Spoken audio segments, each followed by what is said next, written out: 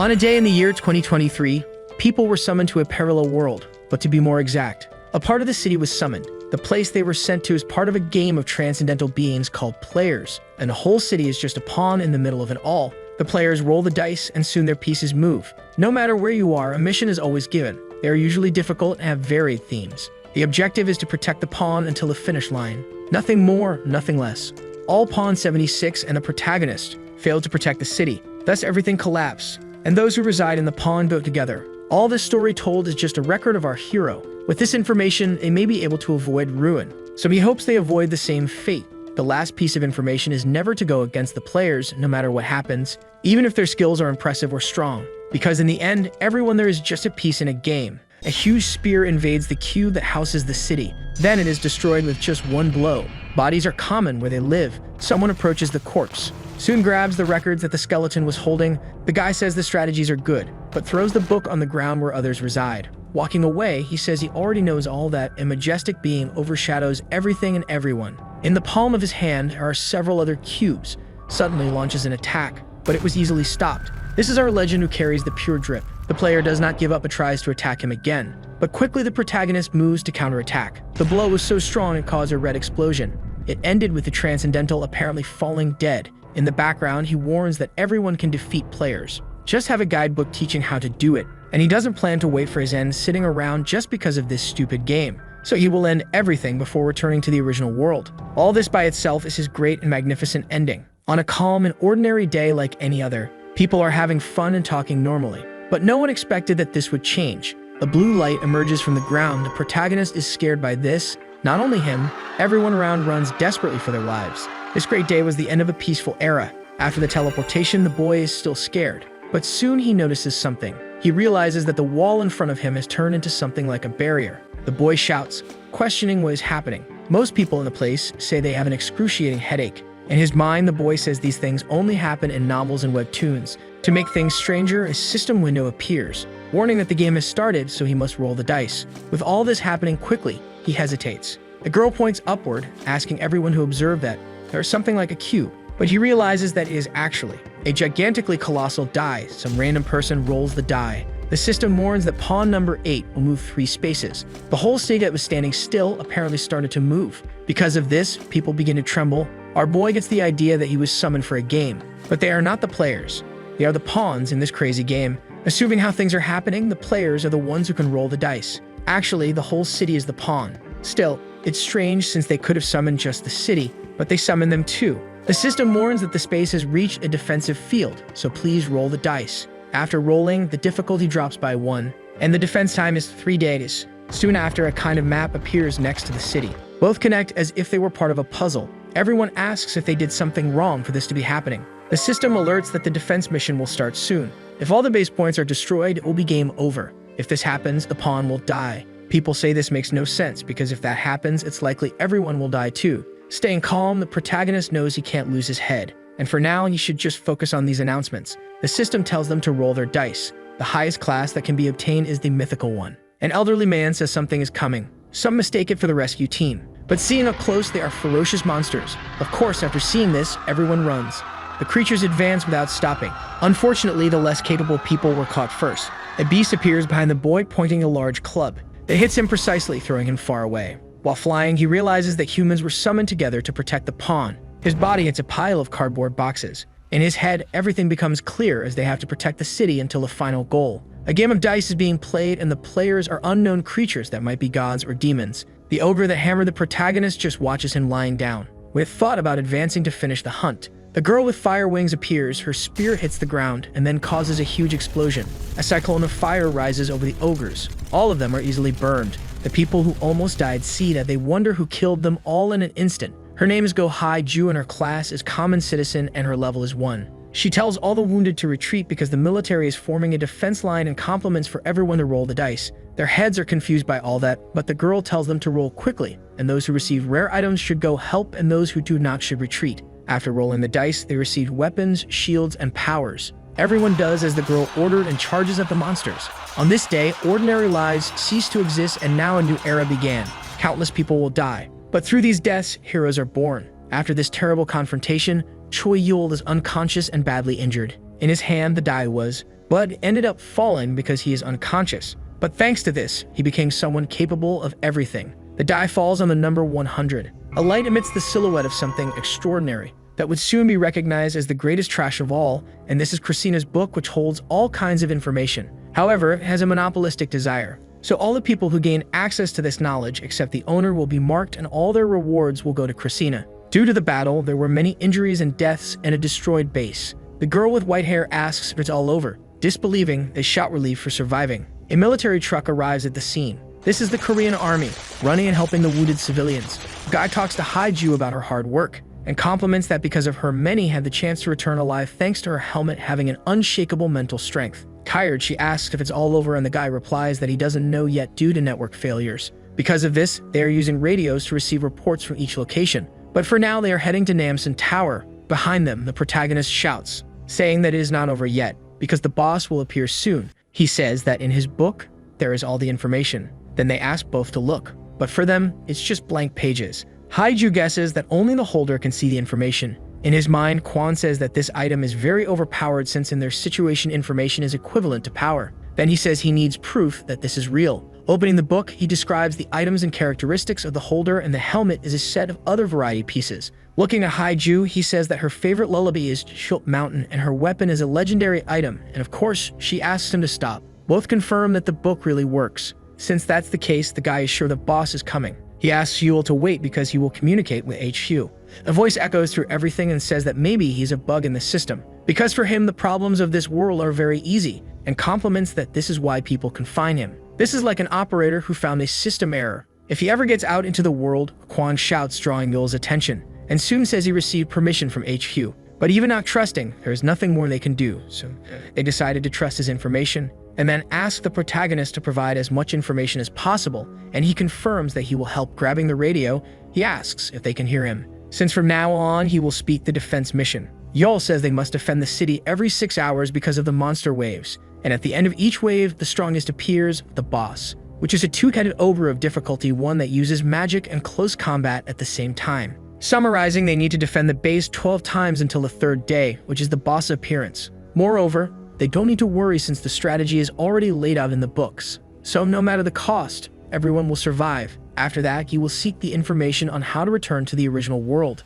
The girl, after hearing our commander, blushes, because this man doesn't just think about now, but also about the future. Yul pauses for a moment to catch his breath, then orders everyone to start. Unfortunately, the protagonist didn't know that he missed something because he was previously unconscious. All the people who see or hear the book's information have their rewards stolen at the end of the mission, and the sharing range is not limited to just the boy's words. It also includes people who heard it from others. Even if they are just rumors, everyone and everything that heard will be taken by Christina. With Yul's help, the strategy is working. Little by little, the boss is losing life. The protagonist commands Haiju to attack the monster. In seconds, she disappears. Soon she pierces the creature's belly, but quickly notices that it is different. Not just the hair, but its entire structure has changed. Our boy says cool, thanking her. The happiness is short-lived as the Demon King Christina awakens. The current population is 193,256, and the sacrifices are 176,542, about 91% of the crowd. But this is just one of the sins Yul committed until the end of it all. A defensive mission is like a defense game. Monsters walk toward the base, and the pawn's objective is to defend it. The ogres stopped when they saw something.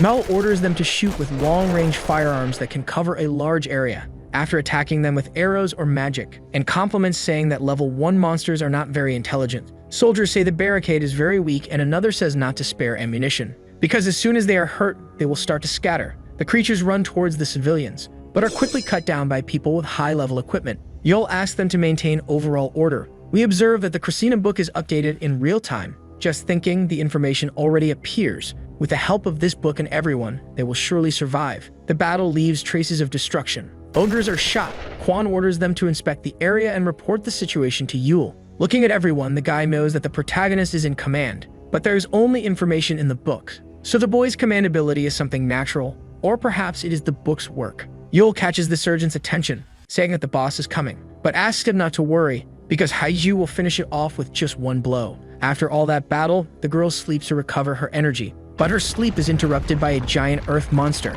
The name of this boss is Billy the Giant, and his difficulty is 1. Yul is happy to see her awake, and meanwhile, Quan says he ran out of flares. The creature is hit, but it doesn't seem to have taken much damage. Irritated, the monster hits the ground with extreme force. Our boy warns that he went outside the city because of the boss's destructive power, since there the bases would be destroyed in seconds. Moreover, it is a relief that the creature's movement is slow. Hiju asks how they are going to defeat it with just the three of them. He replies that he won't do anything because she will fight it. The monster is heading towards the three, summoning her spear. The girl asks how she should do it. Yahello explains that heroic class items have hidden characteristics, and to unlock them certain conditions must be met. Thus a hidden ability will be activated, but to discover the function, the conditions must be met. But the book has already provided what is needed. Our boy has already told her what to do. Hiju is not sure if it will work. Being very confident, Yahello tells her not to be afraid, scared. The girl says she doesn't feel well. Then she thrusts the spear into her belly, saying she trusts the protagonist. The monster prepares a huge attack. Quickly, Hiju is crushed by the boss. Quan screams, but Yahello says she is fine. A red energy appears around the monster, and our boy says that all conditions have been met. A dragon emerges from the bloody flames, and the hidden ability, Fang of Prominence, is unlocked. Both are impressed by that. The Imperial Flame Dragon can be used only once per mission, but is very powerful. The whole terrain is destroyed by the massive attack. An explosion happens at the scene. Quan says that if this ability were used in the city, it would be terrifying, but the most frightening is Yahello's book. There is a lot of dangerous information that, if used for evil, can lead to the city's downfall. But apparently the boy is a good person. The system says they have completed the defense mission and all citizens have been transferred back to the city. The rewards will be delivered and people are happy about that. Others are still surprised to know that this is really a game. The item shop is open for use. At this moment, the nurses buy healing potions to take care of the wounded. With this, the boy feels relieved, but something seems extremely wrong. All the points were taken thanks to the sacrifice effect of sovereignty. After that, they become desperate because there's nothing they can do. Both don't know what to do, and from the protagonist's face, he doesn't believe it. The system calculates the points to be awarded, which are 100 times thanks to the excessive number of sacrifices.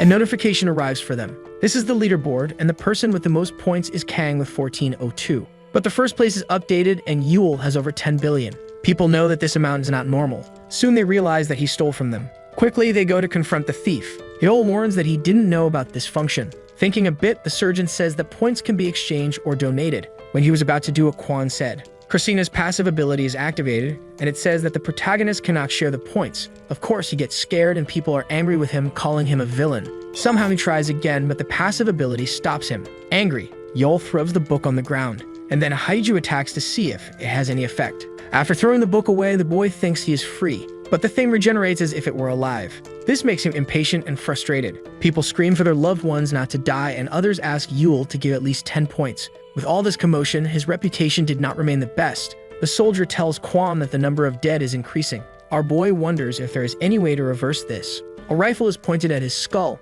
leaving him without reaction. The surgeon says enough is enough, and this is for the greater good. Then declares Yahello a prisoner who must be put behind bars. Of course, no one is satisfied, and they order the protagonist to be killed. Quan tells Yahello to run as far away as possible, and maybe in the future, fix all this and find a way to return home. Full of negative emotions, the boy clenches his fist. They realize what the protagonist is trying to do, but Hiju stops them from doing anything. After spending all the points on agility, Yahello disappears. Everyone is very angry with the boy. The system notifies them about something. Unfortunately, the time remaining for the next wave is less than 24 hours. People wonder why the short period. Quan orders them to run to their safe areas quickly. Soldiers ask the wounded civilians to get into the car. Hiju quickly thinks about what to do. Meanwhile, a person with a loudspeaker says that those who want to fight should go to the left and those who do not should go to the right. Additionally, he asks them to check their status windows and memorize the locations of the temporary bases, then adds that if anyone sees Yahello, they should report to the army immediately, then flee the area, and if they are under the book's effect, they should be isolated. Anyone who hides that they are the sacrifice of sovereignty will be considered a lawbreaker. After all this commotion, people are preparing as much as possible until the next wave arrives. Of course, not everyone is well. Some pray for help, others fight to get out of there. The system alerts that the new turn has started, then asks the player to roll the dice.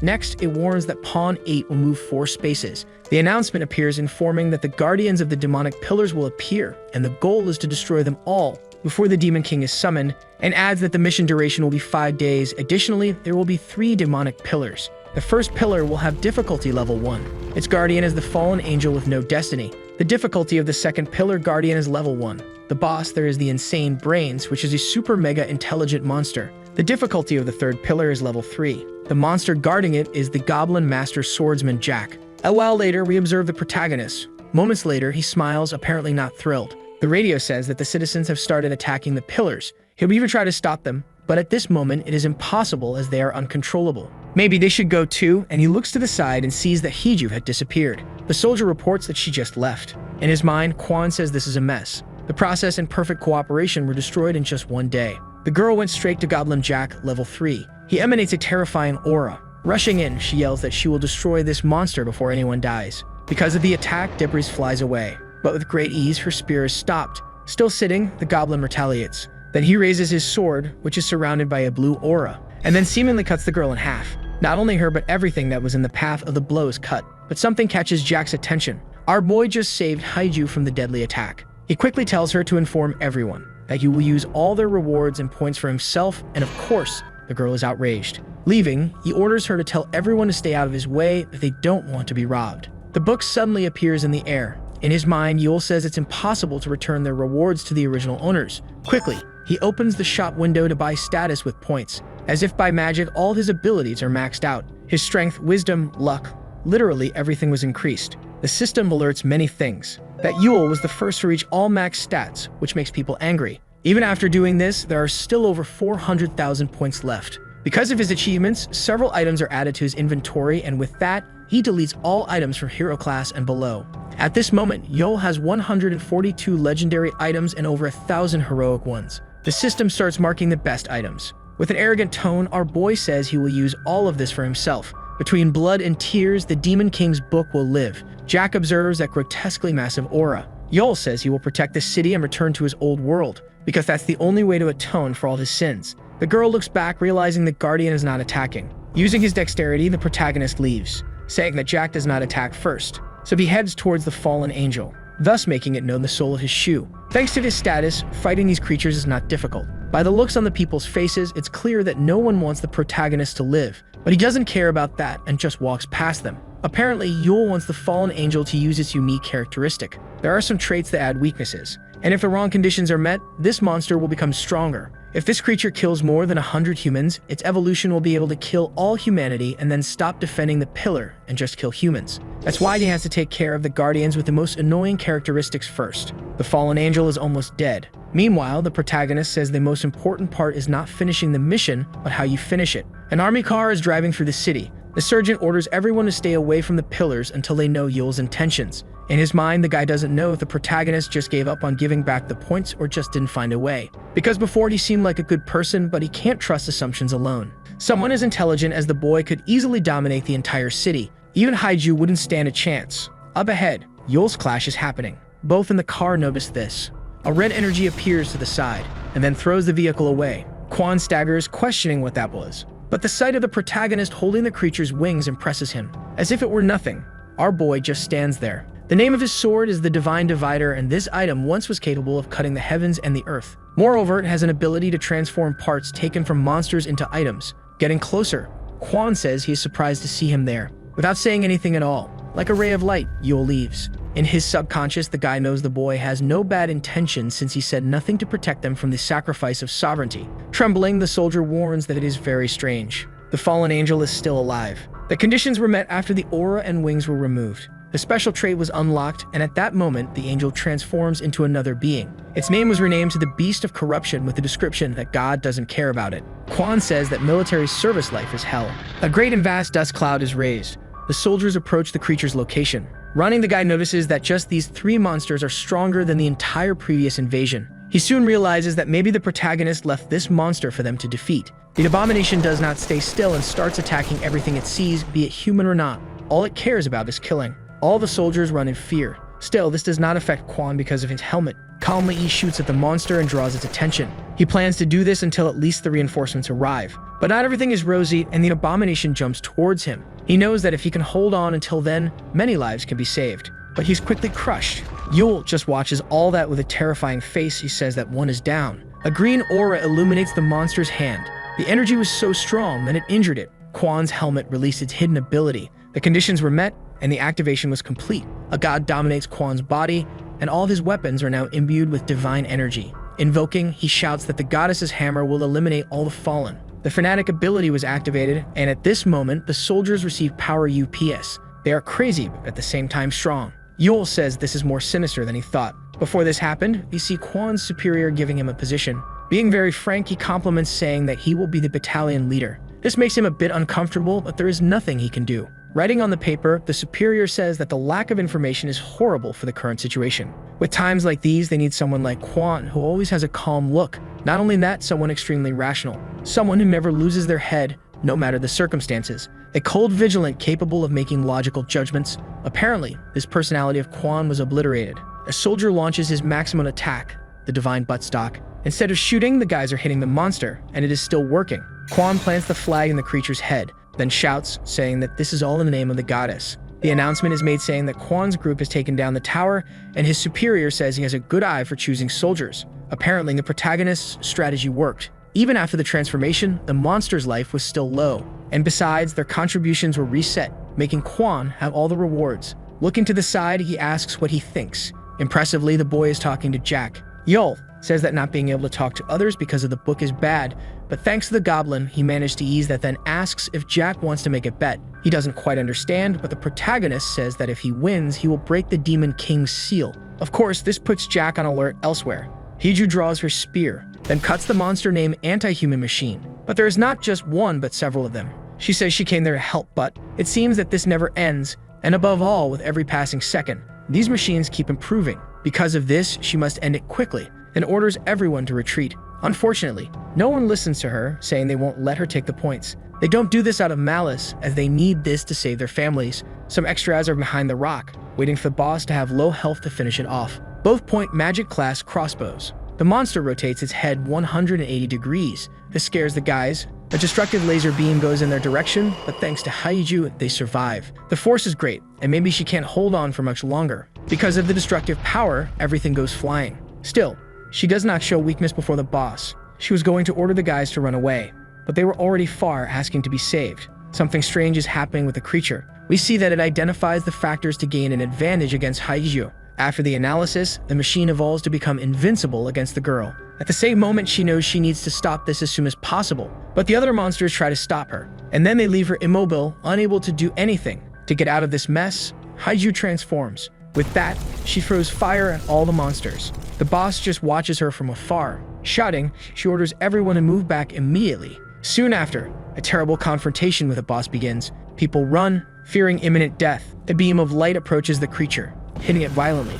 Because of the explosion, the civilians are thrown. Despite this, she smiles in relief. But unfortunately, the creature defended against the blow, and then transformed into a level 2 boss. Haiju notices the creature disappeared. In seconds, it appears behind the girl. Quickly, it tries to attack her in all possible ways. But none of this is making any impact on the boss. Exhausted, Haiju ends up unconscious. Before fainting, she sees the protagonist saving her again. And with just one attack, the boy splits the monster's head in two. He's doing something strange, and Haiju wonders what it is. A strong attack emerges from the depths. The ground starts to crack, and everything goes flying. It ended up that the boss is alone. Looking at the ground where the girl should have been, there is nothing left. And then it realizes that the target, Haiju, has disappeared, but traces were found, and now the boss begins tracking. The queen's brain was compromised. Because of this, the conditions of the unique characteristic were activated, and its ability is called Insane Order. We see the protagonist looking at the sky, saying that it took longer than expected for the pillar to be brought down. Both the first pillar, which has many people attacking it,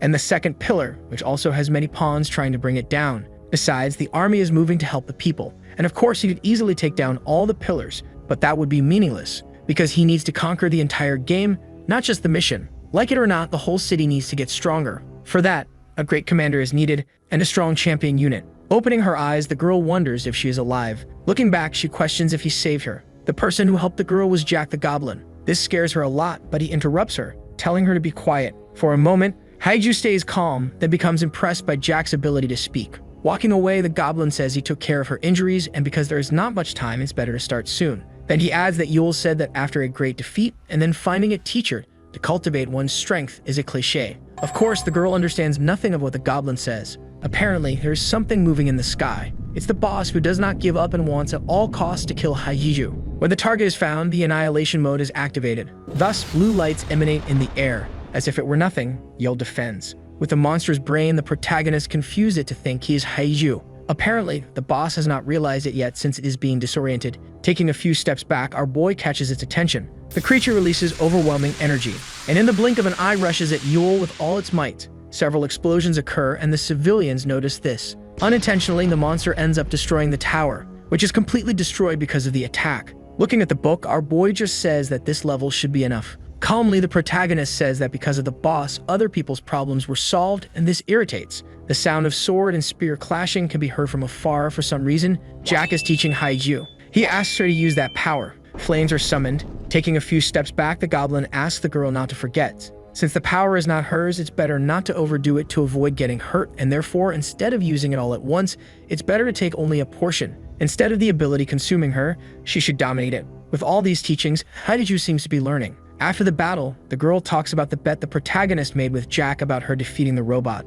Well, it would be. Haiju questions if this is possible. In her mind, the girl feels a little uneasy since the goblin remains silent. Jack asks why she let him teach her standing up. Haiju says she doesn't know, since the game has many missions she doesn't know about, and if she keeps thinking too much about the end, she will never find the answer. Therefore, first at all costs, she must strengthen her body. After all, that is her way of living. The goblin seems to like the answer. Jack says he thought the girl was being used by Yule, but she's just a martial artist forging her own path. Without wasting time, the goblin says he will get tough now. After much effort and training, 3 days pass. Some people seem desolate.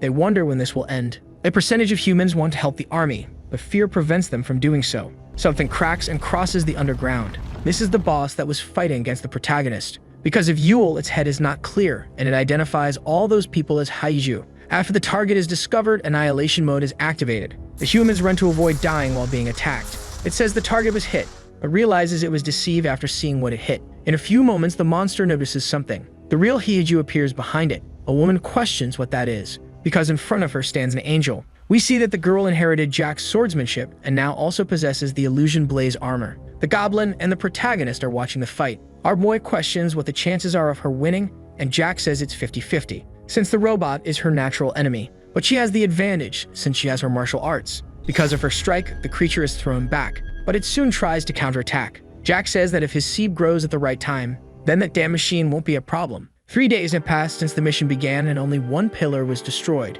Because of the soldiers' persistence, the second pillar was finally destroyed. Haiju has been battling the boss for almost an entire day. Soon the same was defeated by her. The people await the end of the mission. After some time, most of the citizens were healed and returned to the game. A few days have passed since the mission began. But people's self-esteem has evolved greatly, and now they stand up saying they can do it. Happiness is recurring since no one needed Yule. That's what they thought, since in reality the boy helped a lot. Jack says his apprentice won, so he will keep his promise, and adds that this time it's his turn. The army moves to get food. A person on the radio complains to Quan because he only asked him to investigate the area, but instead he destroyed a pillar. With a tired face, he asks the surgeon to forget about it. Then he says he will promote him if he does well again. Apparently, Quan doesn't like this, but there's nothing he can do. Haiju catches his attention, saying they should go.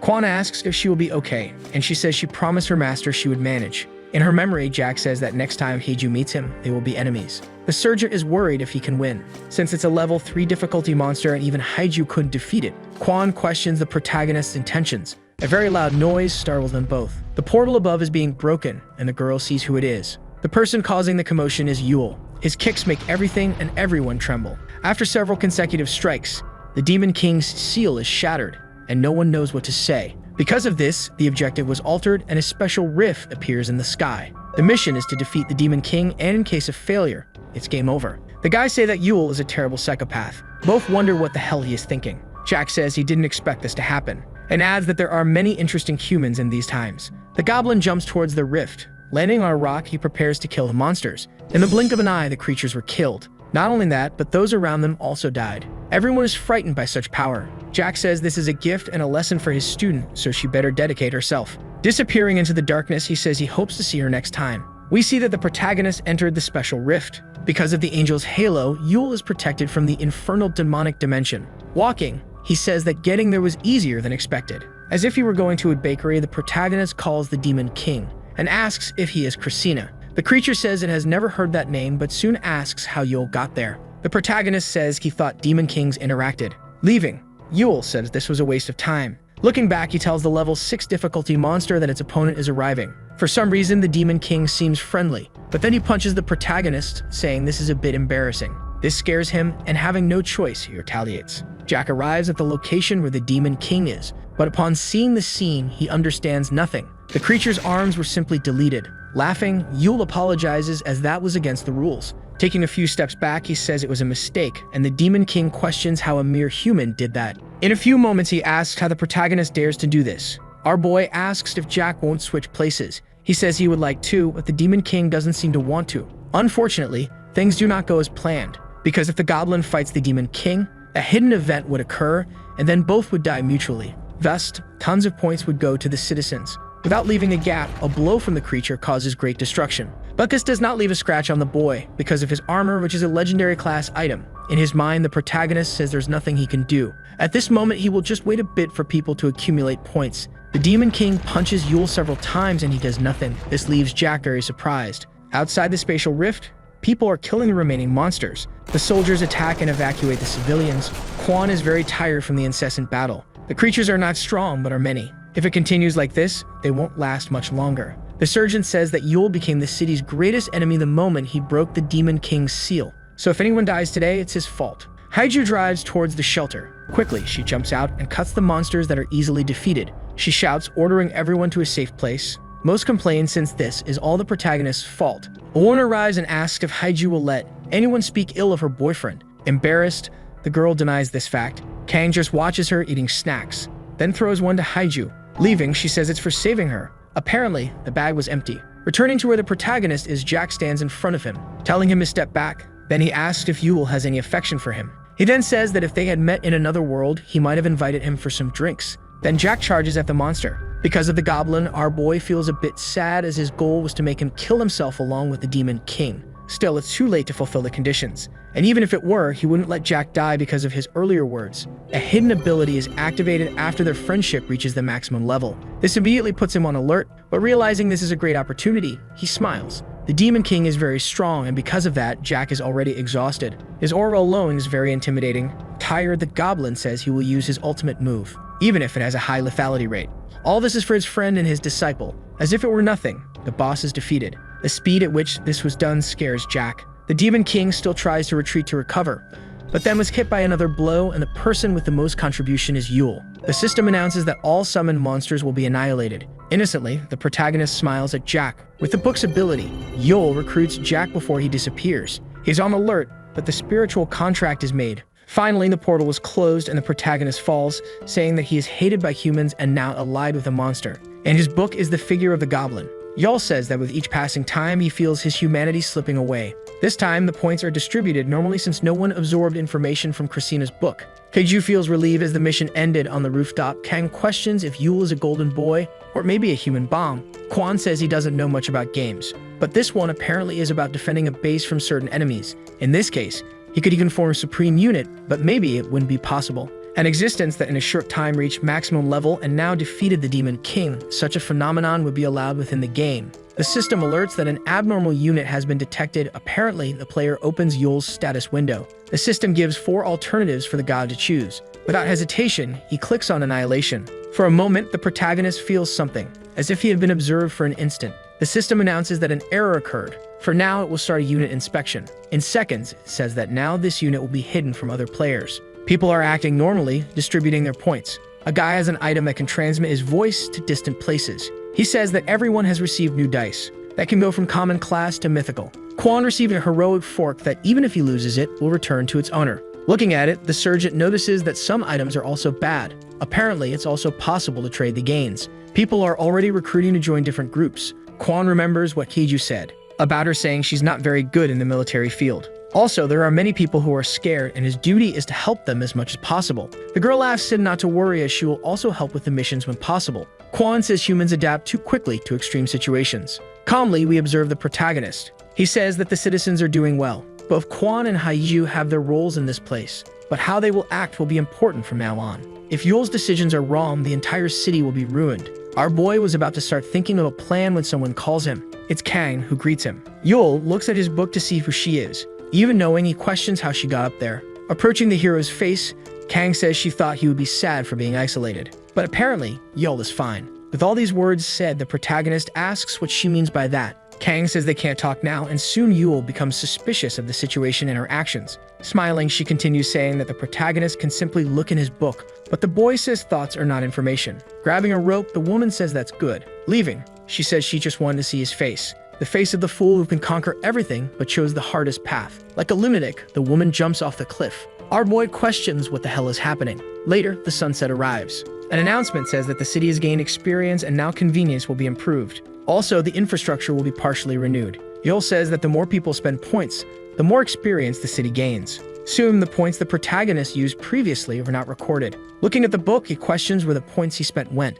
probably to Christina, but our boy wonders if it's okay to use it. Elsewhere, we see Quan greeting his superior. The woman from before observes, saying that the soldiers are doing well. And then, thinking about the situation, she wonders where she should stay to be comfortably accommodated, because the city is dangerous and she's fragile. The system announces that a new turn has begun, and the house where the city landed is the trap of the Golden God. The mission duration is 2 weeks, and the objective is to satisfy the Golden God, and there will be 4 maps. Quan ponders because the time is now long. Other people say there are no summoned monsters. Another announcement says that rewards are individual and the amount depends on how much you satisfy the Golden God. Haiju doesn't know what to do as this is very different from the previous objectives. Not only that, but the mission has main descriptions. The girl decides to ignore it for now, since her job at this moment is to look at the entire map. Laughing, the protagonist says the player is very lucky to roll the dice. If this goes well, the city will benefit a lot, and until then, Yule decides to use Christina. A spear appears in the book, thus piercing through our boy. Of course, he is scared as this was sudden, but the spear disappears as if it never existed. The Demon King Christina applies a punishment on the protagonist for not bringing sacrifices. A lightning bolt starts to drain Yule's HP. The book warns that if he doesn't bring offerings, he will die soon. And when that happens, Christina will find another owner. A few days after the mission began, people find a dungeon. A guy with glasses questions if they should alert the army. Drawing swords from his back, his friend says that the points they get for alerting the soldiers are scarce. So now that they are in another world, they should make history. In a few seconds, terror takes over the entire area. A mysterious monster emerges from within the dungeon. The one in the hat says it must be the doorman. Since before coming to this world, they were guild leaders in games, and for a moment, we see the protagonist. Apparently, he looks like a lunatic, telling everyone the information. Yul says he needs to use the poison for the mission, but the guy doesn't care and asks him to stop. Our boy doesn't listen and continues saying there's a secret dungeon after finishing this one. Hours later, in another place, the person from before is angry about becoming the sacrifice of sovereignty. He says this is very unfair. The guy with glasses says Yule is at max level. All they can do now is sit and cry. Moreover, this is an isolation field for people like them who have become sacrifices. Everyone talks about the protagonist, about how he seemed desperate. One guy says it was so scary he almost wet himself in fear. Still, he wanted to continue hunting but didn't want to benefit Yule, so he came here. Our boy looks at the book. It says 2,000 people have already been registered. For now, the punishment will be slightly reduced. Yule says it's a bit more bearable now, but he suspects since this wasn't there before and then realizes that Christina is hiding things. Smiling, he says this doesn't hinder his plans at all. He knows Christina thinks she has him in her hands, but in the end she will find out who is really in control. This excites him, and soon he will try something new. Sector B, Emperor Griffin's Nest. Its difficulty is 3, and its description shows it has the blood of ancient dragons. The monster charges at the boy to defeat him. Elsewhere, Haiju attacks a creature, which is an earth troll, difficulty level 2. Apparently, she is training her martial arts. Quickly, she defeats the monster with just one blow. Getting off it, the girl thanks her master for making his apprentice stronger. Kang finds a chest and informs Haiju. She calls her miss, but she asks the girl to be informal. Suddenly, a debate arises. Haiju calls Kang a Perena and asks why she is following her. Without any shame, she says that sticking with her brings more benefits. Observing this, the girl is incredulous. Kang asks if she will abandon a weak and defenseless citizen, which catches Haiju off guard. Leaning against the wall, she asks the woman to wait a moment. A while later, Haiju gives a third of the items, and then Kang says quality is better than quantity. Since they can't deduce if it's treasure or not until they get to the city, that's why she will take everything, which makes the girl think and asks how Kang believes in that. The woman replies that she knows just by looking. Haiju says Kang is very strange but still very cool. Following her, Haiju asks if she has no friends. Kang says the girl is very naive, because the enemies are not just the monsters, and this is a treasure hunt, not a peaceful mission. Battles between pawns will happen occasionally sooner or later. Since the treasure is not claimed until after the evaluation, there will be bandits who might rob people. After all, it's easier to fight humans than monsters. In a house in the city, police investigate a crime scene. Detective Siu arrives to check the situation. This is another case of stolen treasure. A guy says the citizen claimed he was drugged, and when he woke up, there was nothing left. The detective says he should have handed it over to the Golden God right away. Next to him, another person says it takes about 12 hours to deliver, and it's as if the system suggests doing so. Seo says this kind of reasoning is pathetic, and the guy retorts, saying it depends on everyone's interpretation. Both police officers question the man's attitude towards the detective. Suddenly, he shouts, warning that Yule has appeared, and he's riding a griffin. There was no time to react. Seo has a legendary class item and immediately attacks the protagonist. Because of the blow, a crater opens in the ground. The man in the suit asks to evacuate everyone from there. In his mind, he says that Seo's attitude is commendable, but Yul is at max level. This is like suicide. If this becomes a habit, it won't take long for him to die. The detective is surprised to see that Yul did not die. Besides, the boy didn't even try to dodge or retaliate. Later, news spreads through the city that Yul was captured and is now being interrogated without any resistance. Excited people grab their equipment and run to hunt treasures since the fear of the protagonist appearing is gone. Currently, the Golden God does not seem happy, but that's not of extreme importance. Let's go to the Goblin Village sector. There, the creatures are being defeated one by one. A soldier named Huang says this part has been cleared. Going a bit deeper into the village, there are more monsters. Li shoots the goblins with his heroic class weapon. They fall to the ground due to the shots.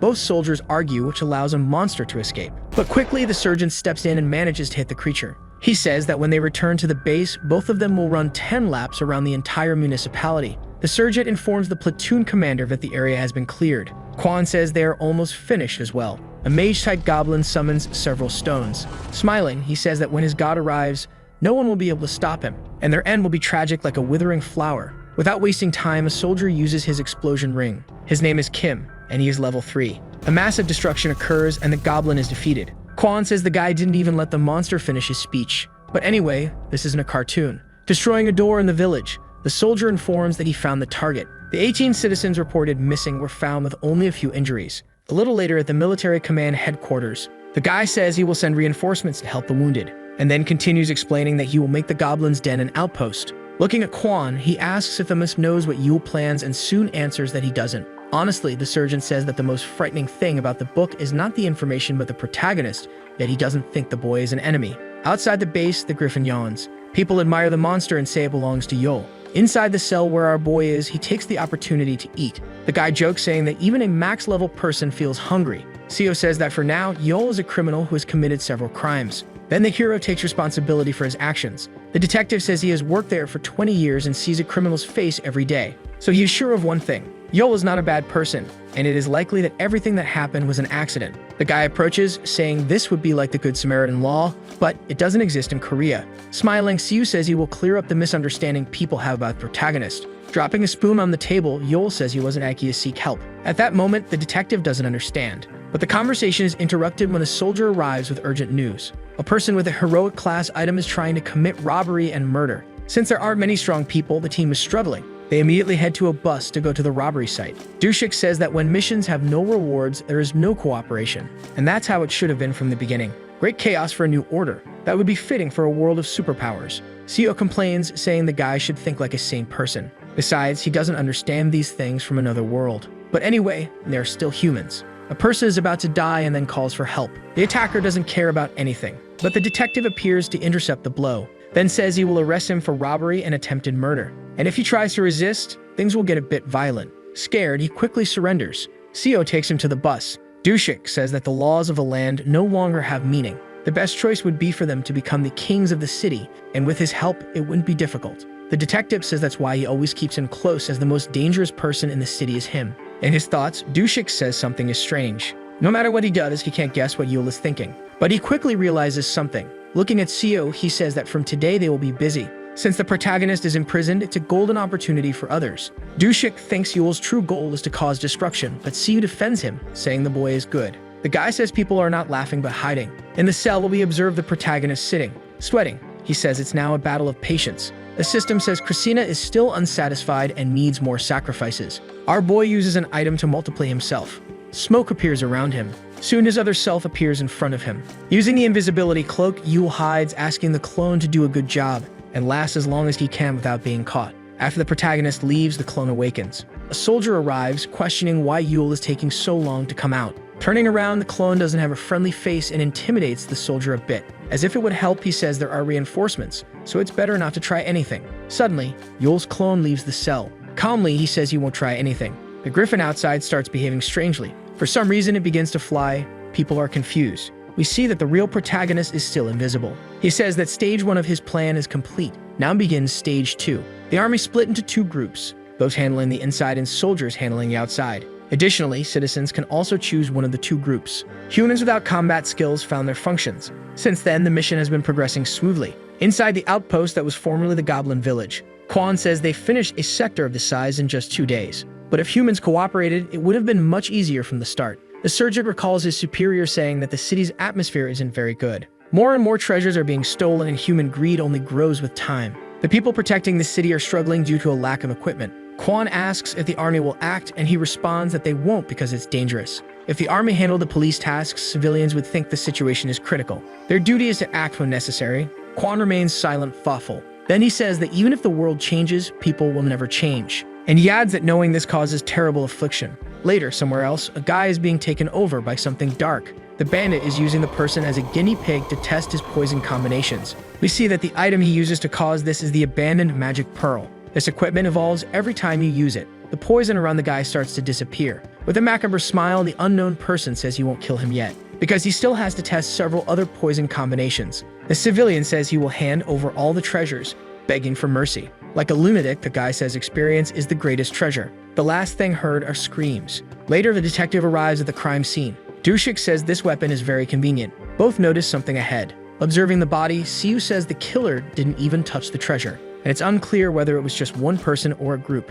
Dushik states that something dangerous has emerged. When the Demon King Yule was imprisoned, something else took his place. Happy, the detective says the boy isn't a bad person, yet he acknowledges that all this is happening because of him. So later, he will need to have a deep conversation with Yule. Dushik asks if he thinks the protagonist will say what he thinks, and C replies that in times like this, of course not. But he will do something more efficient, which is to question the people close to him. On the griffin, the boy sneezes, then wonders if he has some kind of cold. The system indicates that the satisfaction of the Golden God hasn't even reached 10%. This worries Yule a bit. Going to the desert sector, he says there's nothing to be done. Ahead, there's a large sand tornado. The griffin is already tired from so much flying. Our boy says they've arrived, so he tells the bird to rest a bit. No matter what the citizens do, he has already taken all the valuable treasures. Smiling, Yule tells the creature to eat and fatten up a lot. Surprisingly, our boy is creating his own golden god. Elsewhere, the 3 corporals say to leave the mission to them. Quan asks them not to be so dramatic since he's only going to make a statement about Yule. Like children, the soldiers shout for him to bring ice cream when he returns.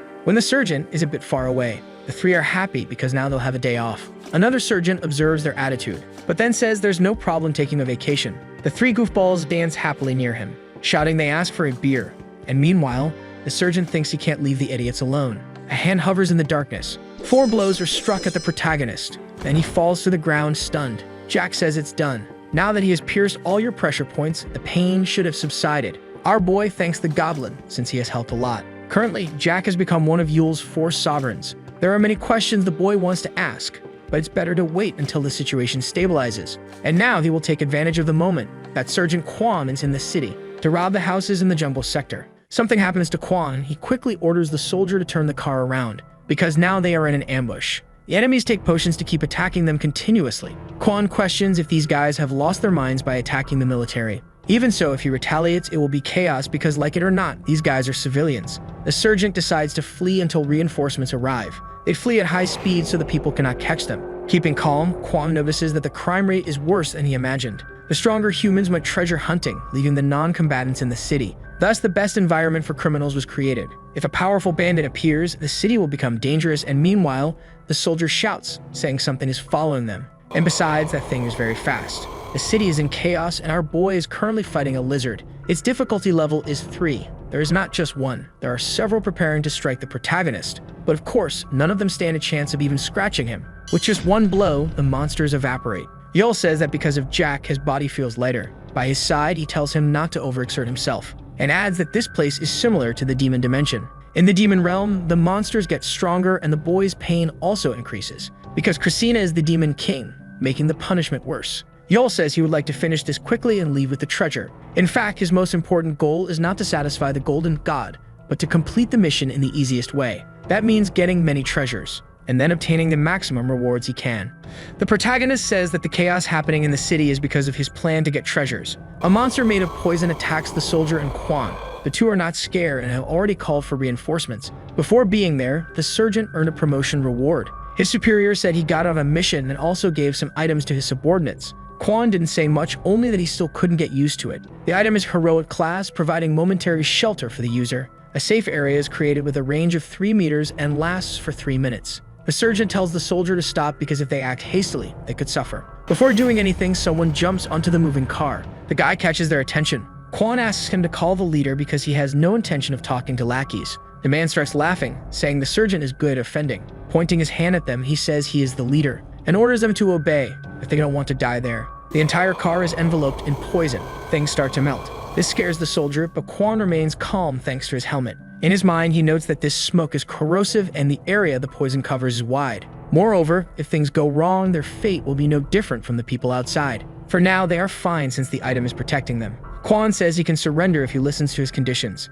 Fearlessly, the sergeant tells the guy he can become his subordinate. This way, he can also make him more human. The bandit asks if Kwon is in his right mind. Beside him, the soldier becomes desperate, questioning the attitude. The guy notices something behind him, but it's too late, and the sergeant says he did it just to distract him and give an opening for the reinforcements to attack. And then the bandit was taken up. He says he ended up playing too much, and because of the wind, he cannot control this poison. He adds that he doesn't know who it is, but he is definitely at a disadvantage. Trying to counterattack, the guy makes a ball of poison, and then takes a slingshot in his hand to shoot at the individual. The projectile is fast and heads towards the target. Before the shot hits Seo, the sergeant moves him out of the way. Like a beam of light, the poison bullet hits the ground. The wind tornado dissipates, and where the projectile hit, the ground started melting. The detective tries to take the lead, but Kwon warns that the enemy is not alone. Seo says he can't run away, but the sergeant asks him to consider it a strategic retreat. The two begin to argue at the worst possible moment. While they bicker, the criminal has already escaped. Several explosions occur in the city. The humans on the ground are criminals complaining about being in the outer area. They soon question why they had the misfortune of running into Haeju. Quickly, both try to flee the scene. The girl shouts for them to stop running, but the guy throws a bottle at her. Haeju doesn't seem to notice the danger, but the old woman warns her not to get close. Before it hits the ground, the girl catches the beer bottle, and with a skillful maneuver, she manages to prevent the explosion. The old lady is relieved after seeing this. Haeju questions who those people were. The old woman informs her that they are bandits, but she has never seen them so organized before, and adds that some of them have poisoned bottles that currently have no antidote. Luckily, thanks to her, everything was resolved. In her subconscious, the girl remembers what Kang had said about humans. Haeju decides to put treasure hunting on hold for now. Since something strange is happening in the city, we see someone watching our boy's clone. Apparently, Kang had already figured out the deception. Eating a cookie, she wonders what Yule is planning, because without him, the city will soon be destroyed from within. Elsewhere, Jack warns that a big battle is about to begin. The protagonist says he expected chaos, but didn't know there would be such crazy people. Defeating the monsters, the goblin suggests that the boy could just cut them down, but Yule refuses, because he needs something more chaotic, and these people who have appeared will only speed up the process. Jack says it's very hard to guess the protagonist's thoughts. Our boy asserts that soon he will understand, and for now, they will clear this dungeon. The large door opens for the two. Inside, a monster says it's been a long time since a human descended so deep. The creature is another demon king who resides at the edge of the abyss. Moving forward, Yule asks if the boss knows Christina. The monster says he doesn't like the protagonist's tone. Without giving him time to react, the boy charges. A barrier stops him from hitting. The boss calls him a fool for thinking that would scratch him. Quickly, he says he despises that kind of attitude and launches several boulders. Immediately, the protagonist is thrown back, saying that this is a magical barrier that nullifies all physical damage. This demon king is a mage type. If Kwon brought his platoon here, they would be exterminated in seconds. Jack and Yule dodge the boss's attacks. Besides the Demon King, there are also other dangers to face, both cursed items and plagues. Wielding a large axe, the protagonist says he will defeat and sign to alter the dungeon's difficulty. The monster creates several barriers to defend itself. With the axe that transforms physical power into magic, our boy manages to kill it and adds that he will leave all dangerous areas easy for the citizens. At the West Police Station, inside the meeting room, Seo is talking about something. The topic of conversation is about the poison bandit called Inuji. Dushik says the best thing would be to arrest him, but with their current strength, it won't be possible. The detective plans to carry out a joint operation with the police, the army, and good citizens. Haeju fully agrees with this idea. Kwon knows that the longer this lasts, the worse it will get. If they lose the battle, everyone will die. Since the superiors plan this, they must know the risks. This means they are confident in winning this fight happening within the city. Meanwhile, in the dungeon, the Demon King has not yet been defeated and says he has brought suffering to countless people. And for a long time, no mortal has been able to hurt him, but Yul managed to do it easily. Again, the protagonist asks if the boss knows Christina. He questions if this is related to the convocations. Yule doesn't know if the monster is talking about the missions. The creature explains that they also receive missions just like humans, and usually it's to destroy them. Perhaps some monsters have different convocations, and meanwhile, the boy wants the boss to say more. But he says it doesn't matter, because the more he tells, the closer the user of that book comes to finding death. At this moment, Yule realizes the monster knows something. Laughing, the creature says he won't be able to see the destruction this will cause. The protagonist tries to do something, but Jack stops him, saying it's better to leave. Before disappearing, the boss says it's good to see your anguished face. Yule shouts for him to wait, but it's too late, and an earthquake begins to shake the ground. A lightning bolt emerges from it and illuminates the entire area. The voice of the Demon King resonates, saying he will wait for the great condemnation of pawn number 8 that will be induced by the protagonist. The goblin asks if Yule is okay, and he responds that he is, but in his mind he thinks about his situation and the secrets that reside in the book. Jack asks if he wants to search for information, but the boy says no because it's enough to know that there is a Demon King who knows Christina. For now, he will work on his goal of adjusting the area's difficulty, which will take at least 3 days. Jack doesn't know if humans will be able to survive for so long, so he cares for his apprentice and friends. After 3 days, there is already a great commotion in the city. There are many injured due to the battle, and there is no medication to treat them. There are more victims in fights between humans than for monsters. Seo and Haiju are being attacked by poison smoke. What will they be able to do to get out of this situation? Someone wanted to see them give up hope. The masked man with his dark power stated that their legendary items wouldn't be enough for his downfall. According to him, none of the soldiers wanted to pour their efforts into this battle but wanted to make an easy profit instead. All of this was due to the absence of a chief. This world needed an emperor who could rule humans, and no one should be as strong as this absolute ruler. The girl suddenly claimed that the title of strongest belonged to Yule. Yet the masked man affirmed that Yule didn't come to face him as he was aware of his inability to win. The villain was even disappointed since he had prepared a secret weapon to face him. When suddenly, the man was targeted by gunshots.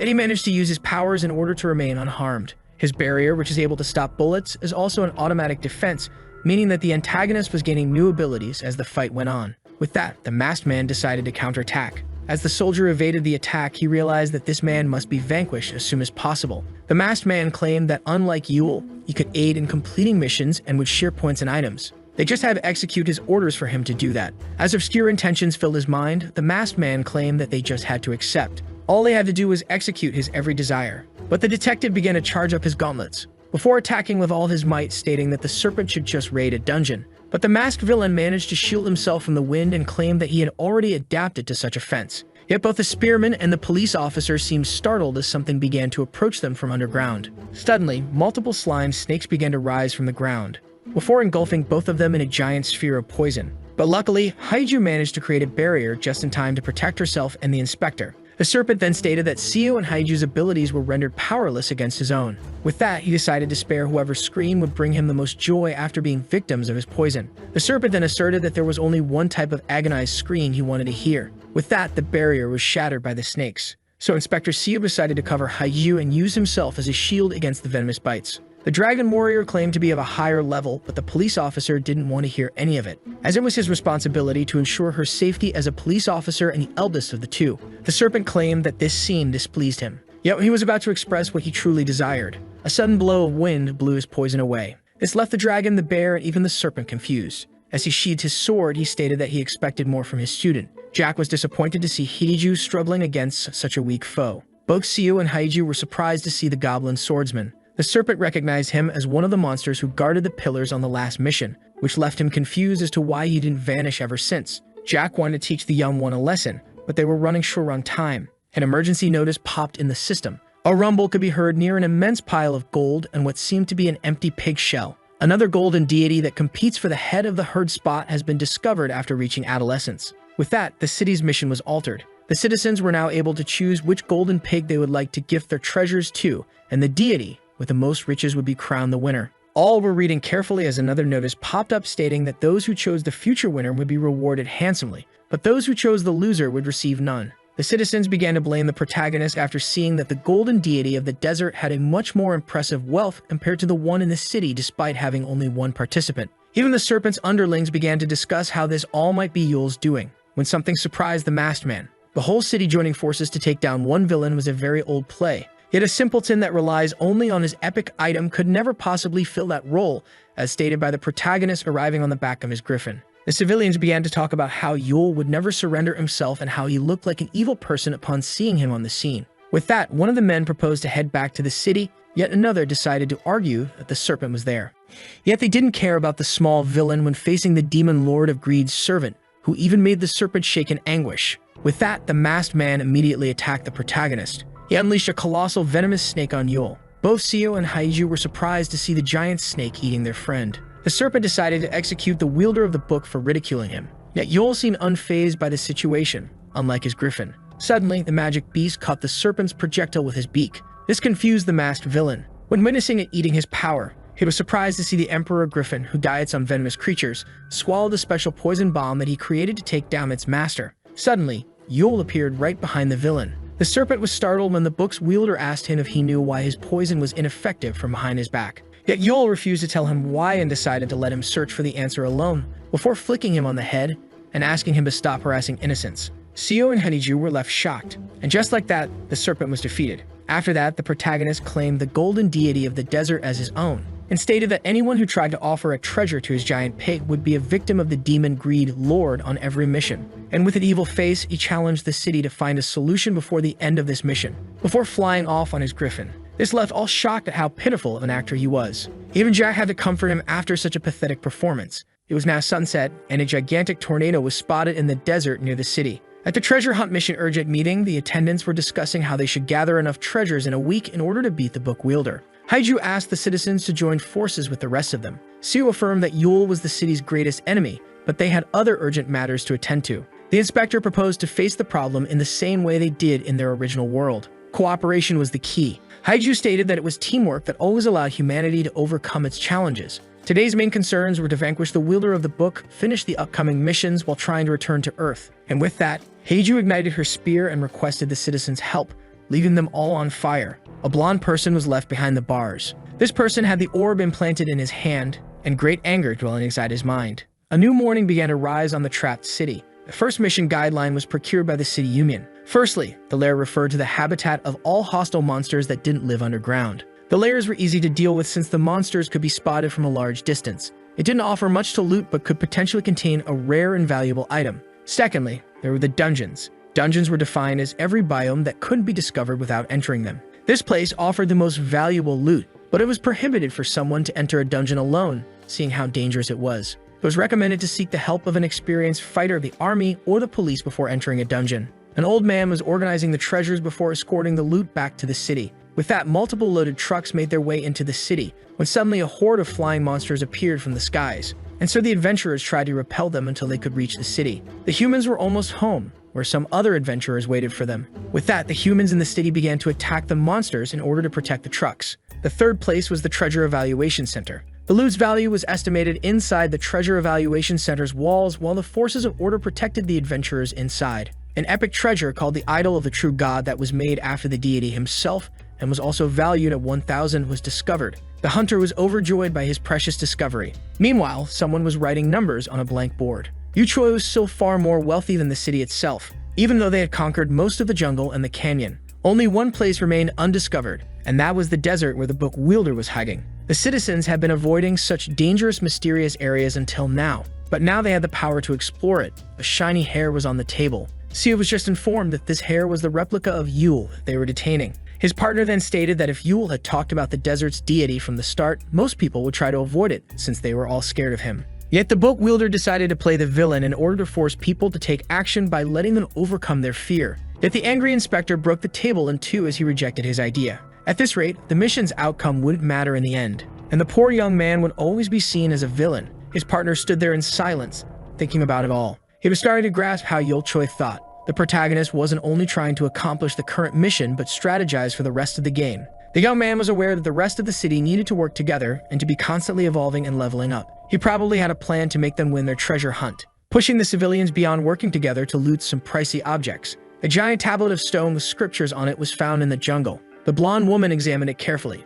She thought of making a nice profit out of it as she discovered a new way to beat the treasure hunt. A great battle was occurring in the desert near the tornado. It was now the final day of the treasure hunt, and Detective Seo was facing the protagonist, Yule, who just blocked Seo's punch, and his golden deity amassed a fortune of 38,552,895. But our protagonist was surprised to find himself sent flying into the air. Seo stated that he would remain heavier than Yule, no matter his level. Once in the air, our protagonist was attacked from both sides by the Serpent and the Dragon Warrior, who were part of the citizens whose payed amassed a fortune of 37,001,970. But the wielder of the book managed to swiftly evade all the attacks directed at him, and the race for the best deity ends in less than 25 minutes. Yule then pointed out how little time the city still had to beat him. He then called his opponents the allied forces of the city and stated that they needed to work harder against him. 4 days ago, Haiju was surprised by the Serpent's true identity. The mighty villain turned out to be a level 24 teenager named Sungwon Kang. The arrogant boy wanted Haiju to leave him alone and stated that he would call her when needed, which angered the hero who was tasked with surveilling him. But just as the Serpent was about to make his move, he was interrupted by something that flew right next to him. That was Haiju's spear, which was quicker than the villain's orb, separating him from the average person. The Dragon Warrior obtained that information from Sungwon's gang, who quickly betrayed him, making him look like a bad leader. But the Serpent didn't blame his traitorous underlings, who would lick his boot once again after he taught them a lesson. The high schooler claimed it to be their essence as humans. This made the hero call him a teenage edgelord. Sungwon's wishing orb, which was also an epic item, but the only reason he lost to the epic book's wielder is that the orb wasn't at full power yet. But once his strength reaches its zenith, even Yule would be no match for him. Haiju grew worried when the Serpent claimed that he would eventually rule the city. The villain was right, since the wielder of the demonic book was the only one responsible for his defeat. This made the Dragon Warrior think that the city should take precautions regarding this young man who hasn't unlocked his full power yet. At the Treasure Evaluation Center 4, 2 hunters were talking about how one of them experienced a dungeon for the first time. A little bit further, a police officer wanted to find a hunter for walking with a shed sword. Jiayu was annoyed since she needed discord in order to make a big profit out of her intel. That's where she decided to call someone saved as Miss Jackpot. Miss Jackpot turned out to be Haiju, who expressed how worried she was about her friend. But while the Dragon Warrior was talking on the phone, the villain was discreetly adjusting the settings of his power-hungry Serpent's wishing orb. Jiayu asked the Spear Maiden if she knew anyone who would be interested in buying information, but she just gathered all the important figures. The helmet wearer had a question before commencing the meeting. He wanted to know why the young villain was attending their meeting. It was no other than the man next to him that asked for his presence, since the high schooler was a talented individual. It was also a waste of talent in those times of need to ask Haiju to be his warden. But just as the inspector was angrily expressing his opinion, he quickly changed his tone after being interrupted by the level 1 Chiolman Lee. According to the blonde girl's data, a golden deity could be eliminated before it became a full-grown adult. Despite Yule being an obstacle, there was still a chance for them to win, which is why someone's help was required. Just like he said, the city would eventually scream for him before proposing a deal to the rest of the table. Yule and Jack were sitting on a building's roof near the massive tornado. The swordsman wanted to know if his master needed more victims for the demon lord of greed. He noticed that Yule was still under demonic punishment, but the book wielder stated that he wanted the people to get as much treasure as possible since he found the solution for the victims. This time, the protagonist targeted those who were about to enter a lethal dungeon and those who were about to stumble upon a cursed item. Yule claimed that he had to put some individuals into isolation for this mission, which left the swordsman intrigued. With that, someone came to them. A team composed of the lieutenant, the inspector, the high schooler, and the Spear Maiden was getting close to him. There was also a truck escorting soldiers meant to help them fight Yule. Jack wanted to face them, but the wielder of the book stopped him, as it wasn't his time to take action since he should be sending his weakest servant to battle first. A giant shadow was above the military trucks. The Emperor Griffin attacked the allied forces of the city. Both Seo and Haiju were surprised to see poison roaming around them. The Serpent ordered them to leave. The young man decided to distract their first foe. This behavior greatly annoyed his 2 teammates, who immediately attacked the beast from above. Meanwhile, the lieutenant ordered the units to find a secure spot and use their weapons to help the heroes. The soldiers immediately executed the orders. Meanwhile, the Serpent, who didn't want to fight Yule's minion, stayed hidden since the Griffin wasn't his goal. He wanted to outplay those who tried to manipulate him into killing the golden deity of the desert. The gray-haired man observed from afar. He assumed that the book wielder wasn't open to the negotiation he recommended to the team. With that, he and his men began to make their move. The operation to eliminate the golden deity of the desert was just a distraction. The mission could be cleared by slaughtering the giant pig, that it was hopelessly out of reach. In reality, they planned to go to the desert and loot as much as possible. Therefore, they must deploy as many units as possible to loot the place, since they only had time for one trip. Which is why they had to distract the Serpent with the task of killing the desert deity, since it would be too risky to leave him in a weakened city. The car suddenly stopped. The man was shocked at what he'd seen. He and his men stumbled upon a ruined city from Earth in the middle of the desert. The soldiers observed the place in silence. This led him to think that they weren't the only city trapped in this game. Yet he wasn't expecting to see his theory come true in such a way. This city was ruined by its citizens killing each other, not by some outside monstrosity. The place was filled with treasure. The corpses began to decompose a year ago. This led the soldier to think that this city had years to complete this mission despite them having much less time. But then he was shocked when the man with the hat theorized that both cities started the challenge at the same time, but the flow of time moved differently for each city. There was no way to prove it, but if this turned out to be true, it meant that the players behind this game could control even time. Claws began to slash. Seo was face to beak with the Emperor Griffin. The inspector attacked the beast with a well-chained series of punches, greatly damaging the great beast, when suddenly something startled it. Kanju, who was ready to strike it down, managed to sneak her way onto its back. She apologized to the griffin since they had no choice but to win, before using her power to burn the poor beast. Jack was left impressed. Seo and Hiju's main weapons were some of the finest in the game, which also gave additional stat points while granting the user great firepower, which explains why those two were impressive from the beginning. But their attack range was too large, making them a danger to anyone near them, which is why Yule forced them into joining forces in order to learn to control their powers. But training them would only be possible alongside an experienced party of fighters who were used to working together. The Griffin was now defeated, which is why the Inspector and the Dragon Warrior were surprised to feel it move behind their backs. It was Yule carrying the creature and praising them for completing the first stage. Seo wanted this whole masquerade to end and stated that he wasn't here to slaughter the pig of the desert.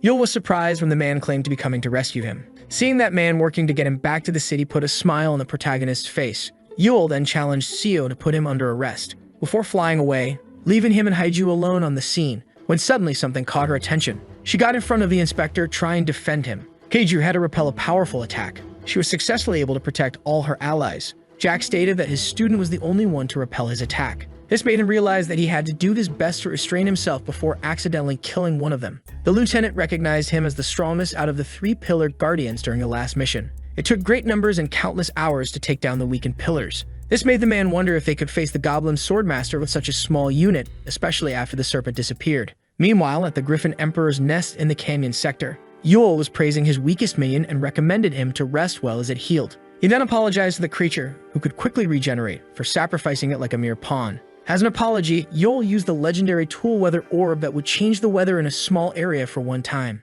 The wielder of the book summoned a thunderstorm in order to protect the Griffin's nest until the end of this mission. With that, he headed back at an impressive speed. On the way, he remembered the inspector's kind words. He expected the city's strongest fighter to come and face him, but was surprised by his good intentions. Yule could predict others' actions, but not what was on their minds. Smoke began to rise in the sky. Only Seo and Haiju were still standing in front of the Goblin Sword Master. The inspector couldn't think of a way to win against that Jack, who looked invulnerable. Haiju begged her master to grant them access, but Jack didn't want them to earn their pass with a conversation, but with a fight. The lieutenant, who turned out to be alive, proposed to retreat. They still had some time ahead of them, so they should use it to strategize since the goblin only counterattacked. Jack was standing on the top of a ruined building. When Yule arrived, the sword master stated that Jiang Guan thought wisely. Meanwhile, inside a military tent, the 3 of them were analyzing their opponents. A party needed strategic thinking in order to thrive since strength alone wasn't enough. Yule wanted to take advantage of the mission in order to make them more experienced in beating dungeons.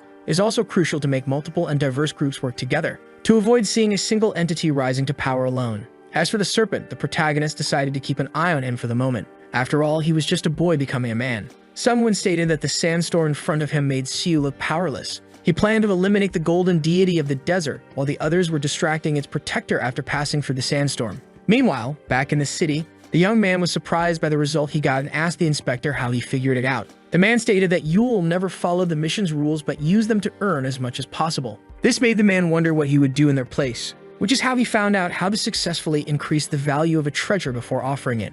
With that, the city had to amass greater wealth than the desert deity, or hope that the sent unit eliminates it first, making the man wonder what way Yule chose for the city to win. The uprating and organizing of the city treasures was proceeding like clockwork. A policeman and a soldier were worried about the sandstorm in the desert sector that would slow down the upcoming trucks and their lack of equipment, but the inspector resolved them quickly. With that, they decided to quickly execute their orders. Yet they were both surprised to find themselves calling him boss. Inspector Seo was asked about his partner. Haiju assumed that he must be powerful since his partner left him to lead the citizens, which Seo confirmed. But Dusik was more known as resourceful. Yet that's what makes him a threat. Seo wouldn't have left him unsupervised if it weren't for the current situation. He thought of how he had no other choice as he swallowed his meal in one go, surprising Haiju. The serpent was going all out, but he was still being overpowered. He was vanquished and launched far by the enormous sandstorm. This left the boy confused since the level of his wishing orb didn't get any higher after use like it should have. Yule had his book open. He thought of how the serpent was wasting the chance he offered him.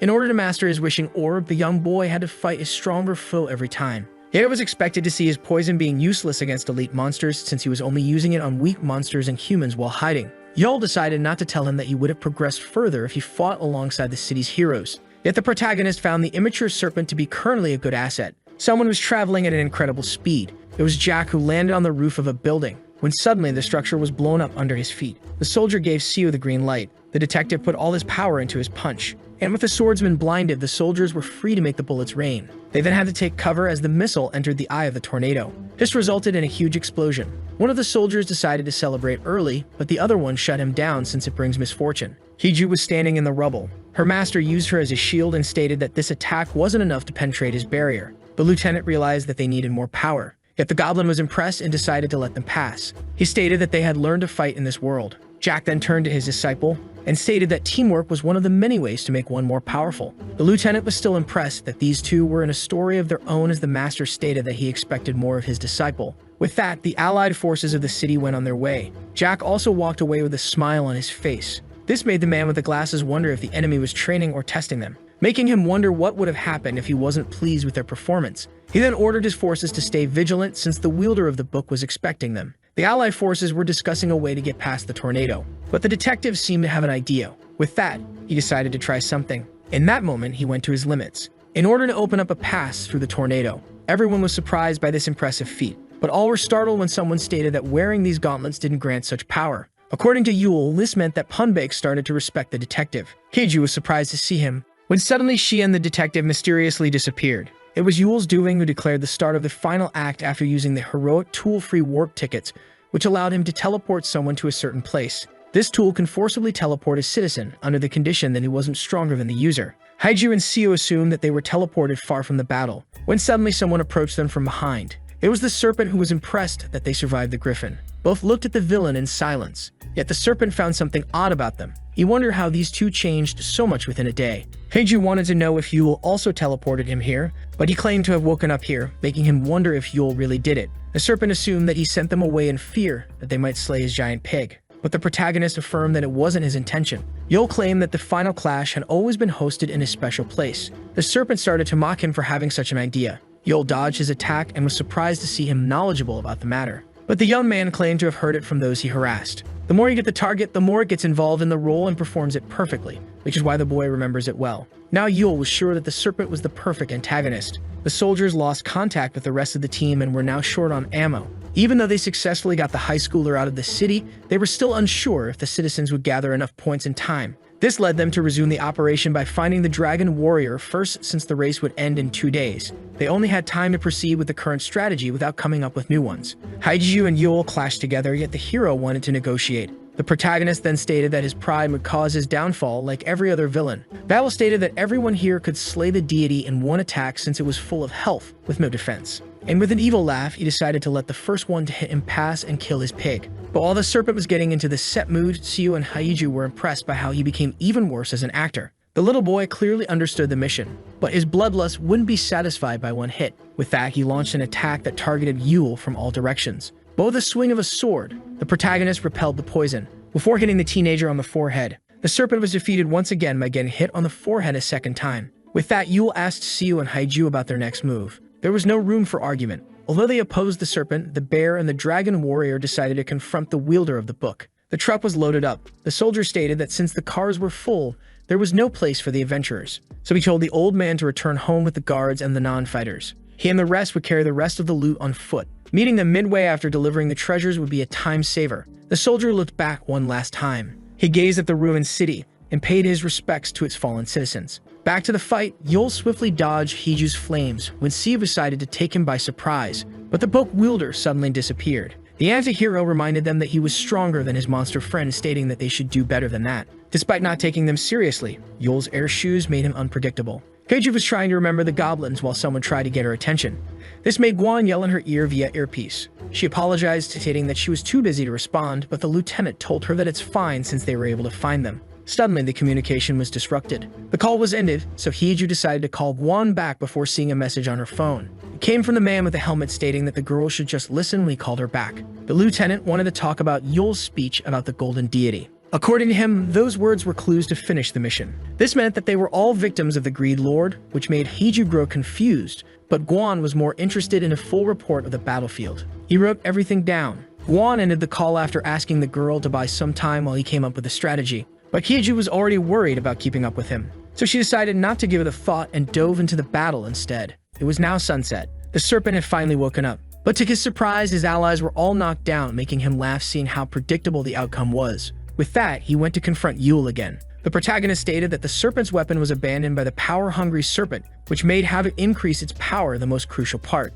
but using it carelessly would end up corrupting the teenager. But the serpent didn't want to hear any of it as he attacked the anti-hero. The villain was now warned but was more interested in defeating him. Someone was trying to communicate with the Spear Maiden. The lieutenant finally came up with a plan. By night, the golden deity of the city had almost amassed a wealth of 16 million. It was a long night for those who tried to come back from the desert on foot, but finally, a new dawn had risen on them. The old man finally came to pick them up. With that, the city had almost gathered 27 million in treasure, with 116,554 participants. It was now the final day of the treasure hunt. The golden deity of the desert had amassed 38,552,895, surpassing the cities by 1.5 million.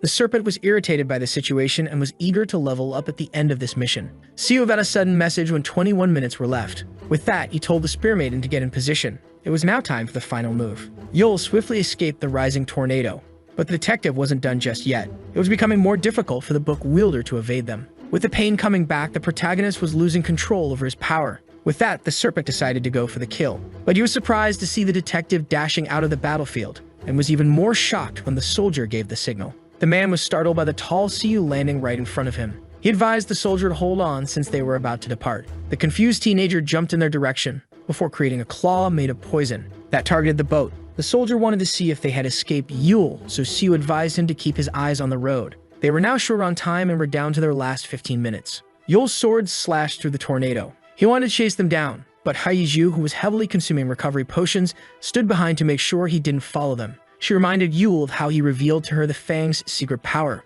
It was true that she could use prominence, but there were conditions. Haiju stated that she only had to stab herself with the Fang at full health to unleash his full power. But Yule tried to warn her that the most vital condition was missing and what could happen to her. But Haiju was ready to stab herself. Trying to unleash this power now would result in her death. Haiju's spear is a weapon containing the power of the Fire King, allowing the user to use its abilities and summon the Dragon of the Sun prominence once all the conditions are met. But this power could only be used at dawn or sunset. Yule knew that Haiju was aware of the requirement, but she stated that it was the lieutenant's idea. The man stated that it's impossible to predict Yule's strategy, but he wasn't invincible, since it was easy to guess what type of soul he had. With that, Yule admitted defeat. He could chase them down, but it wasn't necessary anymore since his goals were all achieved. 7 minutes remained and they were getting ready to engage the enemy. Seo was pushing the boat at an incredible speed. Once again, the man was lifting the wind, creating an opening for the others to enter the storm. But the detective was surprised to see the serpent emerging from behind with a crazy laugh. His snake almost hit the soldiers in his way. The villain was trying to seize the golden deity of the desert. He wanted the pig to stop struggling. With that, the serpent extracted the golden deity from the eye of the tornado. Wong and his squad attacked with their rifles. At the same time, equipment was being upgraded. The armor was now tailored and ready to be offered to the giant pig. Less than 5 minutes remained and the lieutenant decided to use a grenade, further damaging the golden deity of the desert. At the same time, his shield with a ridiculous design was refused by the golden deity of the city as the child crafted something. His creation was finished, yet he thought of it as unworthy and ugly. But his mood quickly brightened up when it started to glow. Only 1 minute and 35 seconds were left. Yule decided to ask his friend for a favor. He predicted that the citizens would soon turn on each other and plunge themselves into chaos, since this was the essence of humanity. This shocked Haiju. The time was almost up. All were doing their best when something began to happen with the golden deity. 4 seconds remained. Jayu was admiring the people as they worked as 2 seconds were left. It looked like the giant pig was about to explode, when it suddenly became relieved at the end of the race, finishing the mission. The golden deity of the city had won the race as the serpent laughed like a maniac on top of the deity's corpse. He assumed that he was going to level up, but to his surprise, all his points were stolen by the Greed Lord. All those who were outside the city were being teleported back. Seo and Guang congratulated each other and agreed to have a drink together later on. With that, they were teleported back to the city. The reward points of the citizens were doubled. Haiju landed in the city, confused, wondering where Yul was. As for the high scores, Jiyu Kang took 3rd place with 33,442 points, just behind Gaeong Xiong, who scored 45,455 points. As for number 1, it was no other than Wong Park with 324,432 points. The citizens began to toss the old man in the air out of joy. The humble top scorer stated that it was Haiju and her treasures that deserved all the credit. Yet he decided to celebrate his success by inviting everyone to a dinner that he would pay for, earning him even more cheers. The sun shined on the celebrating city. The lieutenant received a notification. He was informed that all the members of his party were rewarded with the Golden Deity Equipment 12-faced dice for killing the rival deity, increasing their chances of getting heroic items. Wong found the Golden Deity's gifts very generous, even if their reward would ultimately be decided by fortune. The Golden Pig also rewarded the city. Until their next mission, it would be earning a tenth more experience points than usual. With that, the Golden Deity departed happily from the city. They now had a day until the next mission, and Yule was quite satisfied with this outcome. The protagonist managed to stop the Greed Lord's punishment after being down to a tenth of his health, as Jack stated that the city considered them enemies, but Yule denied it. The swordsman quietly mocked him as his master declared himself the city's greatest catastrophe. Yule was happy that the citizens were able to overcome this challenge on their own. It would now take an amazing disaster to break the city's morale. But when Jack stated that Yule guided them to victory, he realized that his master was lost in his own thoughts. The city had all the points it required on top of being energetic. A new city number 8 would be rising after this break between turns. A crowd was gathering. Many citizens were trying to offer their services to one park. But the humble top scorer affirmed that the true hero was Haiju, who his company just helped. This left him confused when 2 blushing men stated that they wanted to work for him for this reason. The citizens saw the Spear Maiden as an angel of the flames who kept fighting for them despite becoming a victim of the Greed Lord and the most popular warrior in the city. This made the 2 men obsessed with working with the Dragon Warrior. Haiju observed the crowd in silence. This made her remember Yule's words, and how he wanted her to be a ray of hope in the upcoming dark times. Haiju would become a beacon of hope for the city at the right time. Finally, she decided to approach the crowd. She denied being the special someone they referred to. Yet Haiju invited them to fight with her by forming a guild. In the Middle Ages, guilds referred to groups of artisans or merchants in Europe. But in gaming, a guild is formed by individuals who share the same goal. This made the detective compare them to social clubs. Dusek confirmed and stated that there were many types of guilds, so Siu asked if there was a guild option in the system. The guild option had always been part of the system, but none were created yet since no one could afford to pay 100,000 points, which resulted in the creation of 3 official guilds and some others that remain unregistered. The first and most popular guild, which focuses on missions and keeping the city safe, is the Delanix Guild with Haiju as guild master and Wong Park as deputy. At first, the members wanted to call it the Haiju Guild, but their guild master was so embarrassed that they decided to name it after her most relished flower instead. Since Detective CO trusted the Flame Angel, he assumed that her people wouldn't cause any trouble. The second guild, which thrived based on the colonel's leadership and the lieutenant's abilities on the field, was the Armed Forces of City Number 8, also known as Armed Forces. CO, who acknowledged the 2 men, could expect only the best for their guild. And as for the third guild, the detective was shocked after hearing about the Serpent Guild, also known as the Kingdom Guild. Although defeated, the serpent with his wishing orb drew a lot of people who were mostly greedy criminals into his guild with the one goal of ruling the city after slaying its greatest enemy. Sio stated that they needed to gain power in order to beat the egotistic serpent, who will stay hidden until they can kill the wielder of the book. Yet the police were still unable to create their own guild since they were occupied with catching outlaws and protecting the city. If nothing is done, the police would become powerless. Sio looked through the window and asked Dusek if this was his solution. Many men greeted them in a single voice. They all expressed their desires to work under Dusek by becoming police officers. This made the detective curious about his partner's activity while he was in the desert. Dusek then affirmed that he wasn't gathering troops in order to overthrow the current police. So Siu thanked him as a response for gathering all his followers in one place. The tension had risen once again between the fox and the bear as an officer tried to get their attention. He stated that they spotted something strange while listing the most recent victims of the Greed Lord. Siu decided to take a closer look.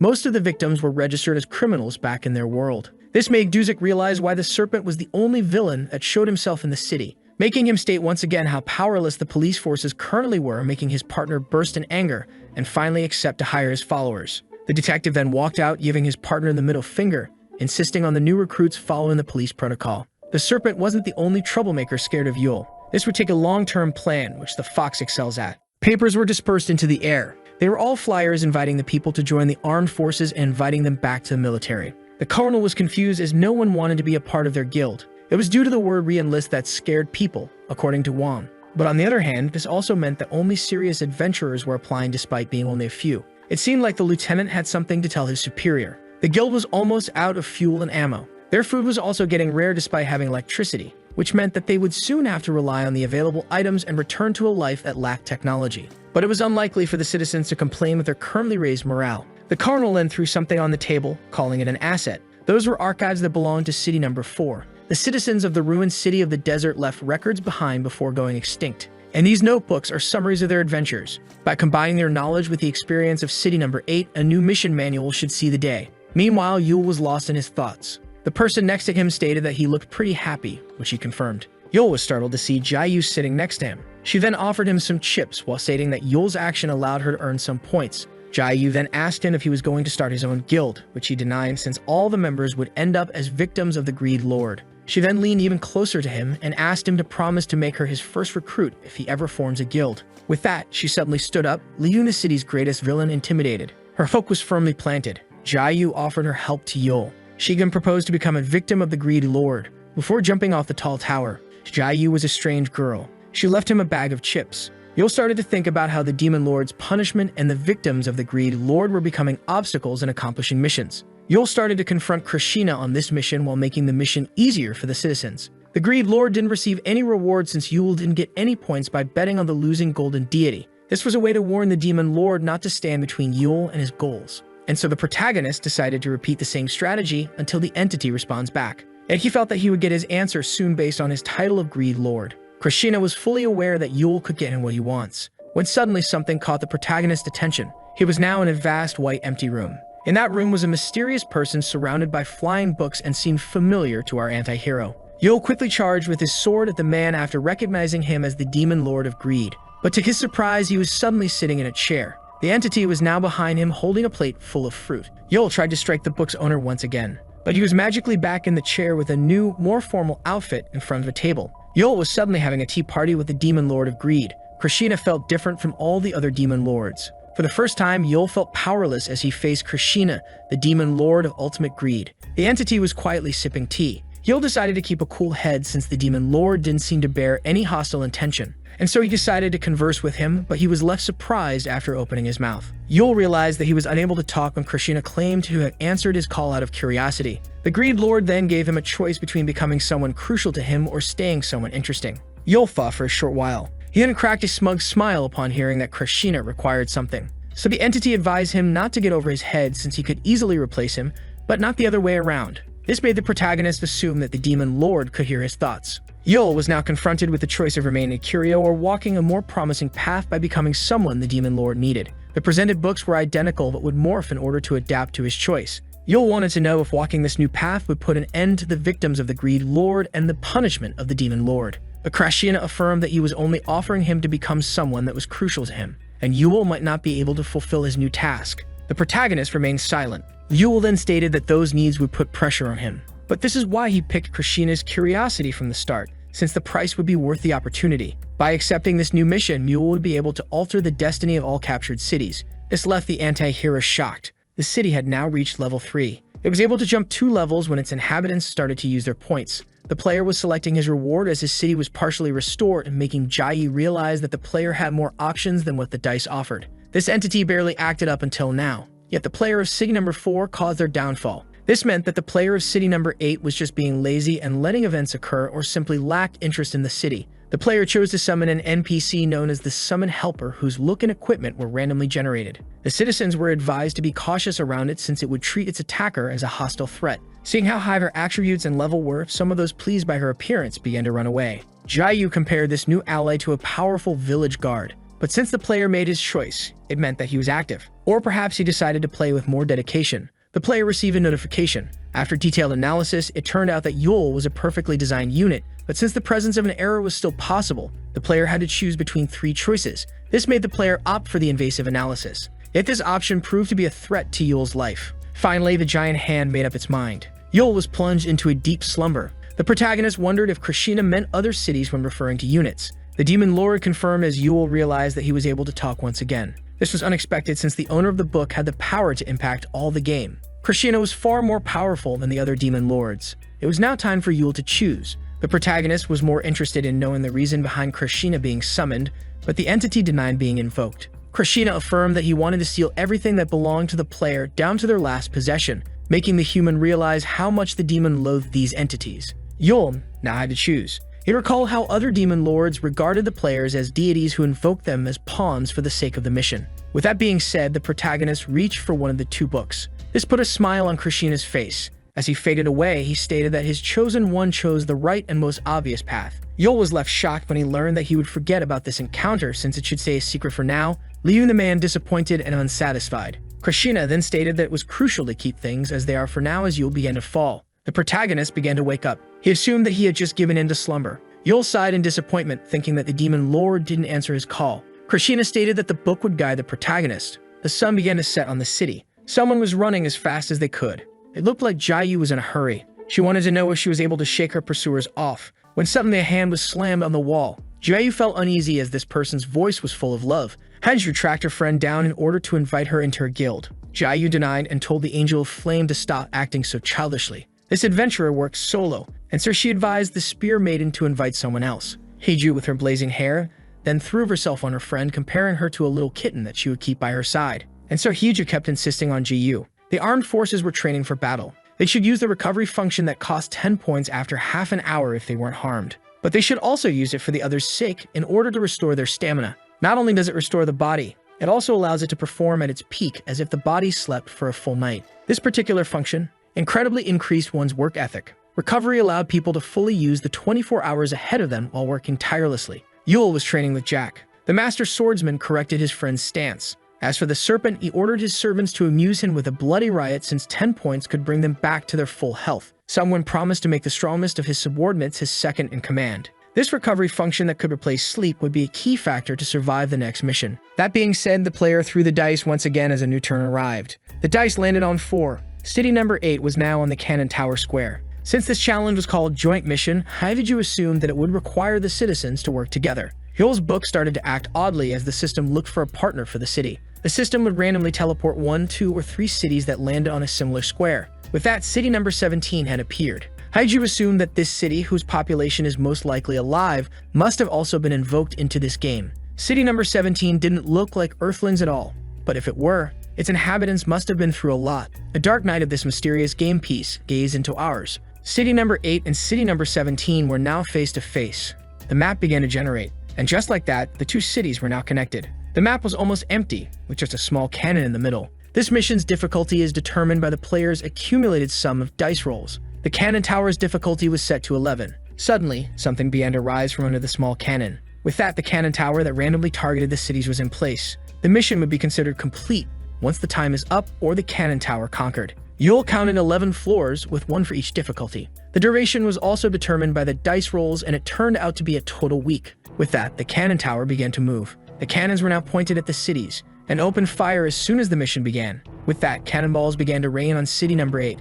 Hadiju and Sia went to intercept the massive projectiles. The Spear Maiden tried to destroy the first one, but the cannonball was almost indestructible. Haiju failed to incinerate the first cannonball. The detective advised her to be careful, and if the cannonballs were indestructible, they'd only had to ensure everyone's safety by redirecting their course. The cannonballs caused great destruction upon impact. Peiju was worried about the city, but Sia assured her that its inhabitants' well-being was more important. But Dusik disagreed, since the mission's goal was to protect the city and not the citizens. With a tenth of the city's health gone, Yol realized that they would lose the game if the city got ravaged. So the wielder of the book decided to observe. He wanted to analyze city number 17's power. Its inhabitants began to mumble. It looked like its citizens were happily praying. They were worshipping their player as a deity. With that, the citizens of city number 17 asked for their player's protection. Yul couldn't believe his eyes. A spell called Hardened City created a shield to protect city number 17. With that, their city kept most of its health. The cardinal recognized the card as one of those mentioned by the Fallen City's archives.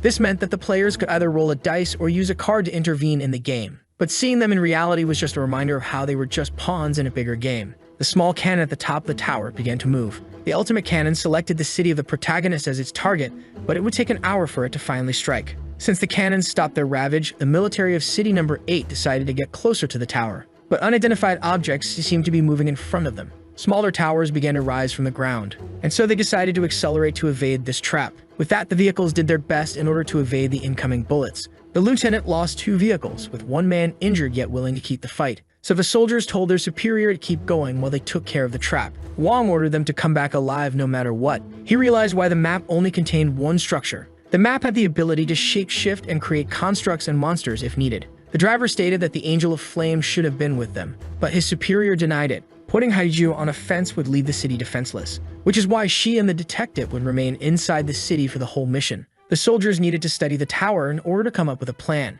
But just as he claimed that they should join forces with city number 17, the lieutenant noticed the serpent flipping him off from the window. Wong then noticed the villain on top of a red speeding sports car while talking about making a good first impression. The serpent and his guild rushed headfirst into the obstacles, and so the masked man decided to use his powers to clear the way. With that, he used his venom to destroy the many towers. The soldiers observed as the young maniac advanced ahead of them with his crazy laugh. Wong hoped that this immaturity wouldn't lead to conflict with the other city. 47 minutes and 30 seconds remained before the ultimate cannon struck city number 8. Cannonballs were once again launched into the sky. Each cannon of the tower had a cooldown of its own, and the Kingdom Guild was already inside the tower, when suddenly someone surprised the soldiers from the back. This person assumed that city number 8 was still a first generation based on its design and its citizens' outfits. This intrigued the lieutenant. The mysterious mate was a level 62 elite citizen who introduced himself as Robel von Lexus. Robel was the head of his house who had been called by the Divine, and in order to protect his city, asked the lieutenant to form an alliance.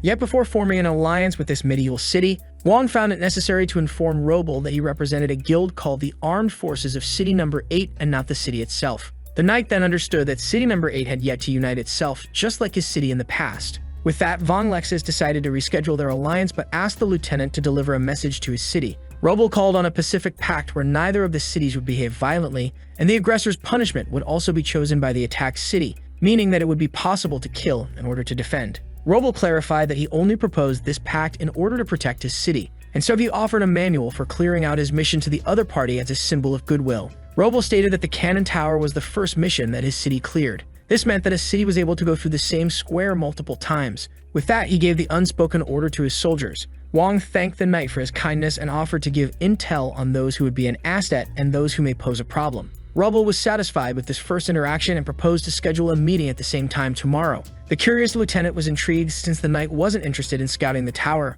but he assured him that it was impossible to force the entrance. It was useless to try to open it by force since it required a special ritual. The closed door was frustrating the serpent, and therefore they needed to make some preparations first, since city number 8 wasn't blessed with the one's protection. Yul was surprised to learn that city number 17 had been in play for a century and a half. Jack was intrigued since Yul was sitting on the side. The anti-hero was making himself difficult to obtain. The book's power was activated. Seeing this made Yul smile. He was tasked with offering an object from the world in exchange for sparing 100 victims of the Greed Lord. Yul was intrigued by the odd side quest and was unsatisfied with the proposed reward. This task was a personal request of the Demon Lord. Yul assumed that Krishna, whom he pictured as a hideous monster, would try to meet him in person. Suddenly, the anti-hero slapped his own face. He was aware that the task ahead would be difficult, and he was still happy that Krishna responded to his call. With that, he decided to fulfill his demand. Yul was sure he would meet the Demon Lord one day by keeping the same approach, and if not, he would force him to manifest. The citizens felt alarmed as they saw their greatest threat moving inside the city. Everyone was in an alert state. Suddenly, the NPCs started to act oddly. Yul was targeted as the object of invasive analysis. The time was up, and with the ultimate cannon activated, Kuiju jumped headfirst in front of the attack in order to stop the blast. And so the Angel of Flames clashed with the immense cannonball. Haiju then remembered how her master advised her to use her power with modesty. At this time, she would need to use all her strength to protect the city. Sia was rendered powerless in this situation. Yul decided to use Taflum, the legendary thrown weapon that was said to have pierced the eye of the demon god. The item could be used 10 times per mission, but it could become more powerful by using fewer projectiles. Yul only needed one throw for this mission in order to pierce the giant cannonball, spending all Taflum throws for this mission in one go. The giant cannonball began to fissure, before leaving a titanic explosion behind. Seo congratulated Hiju, but the girl affirmed that it wasn't her doing, meaning that the anti-hero intervened once again. The explosion was so powerful that the Spear Maiden realized that they couldn't possibly counter this attack by themselves. The ultimate cannon suddenly began to rotate.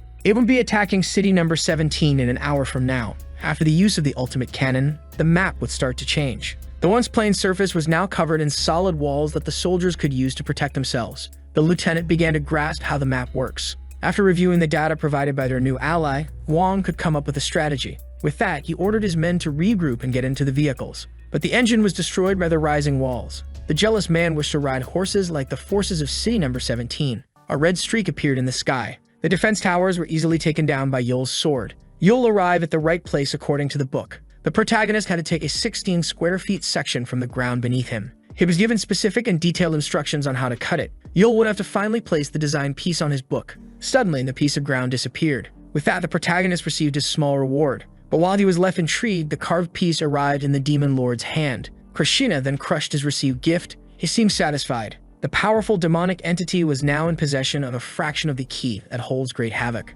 And so he decided to protect his worthy servant until his services were no longer needed. Suddenly, the NPC appeared behind Yul to do the executive analysis. Its presence outside the city intrigued the anti-hero. Suddenly, the NPC attacked Yul, who assumed that it must be malfunctioning. Yet the protagonist felt alarmed when it was regulated to match his strength and suddenly became level 600. And for the first time in a long while, Yul began to bleed. The NPC began the physical checkup, the first part of the invasive analysis. Yul was shocked to see its incredible rise in level. With that, Yul and the NPC entered the quarantine zone. He desperately tried to fight back, trying his best to escape the quarantine zone. But the NPC gripped his leg just before he could reach the exit, stating that he was forbidden from taking part in the mission. Yul would remain detained until the end of the invasive analysis. This analysis intrigued the protagonist. Yul was suspected of being a defect in the system or a hacker for acquiring such power with such a low level. The anti-hero grabbed the flying book and summarized what the NPC just said, and in a burst of anger blamed it on the demon lord's book given to him by the system while throwing it at the NPC.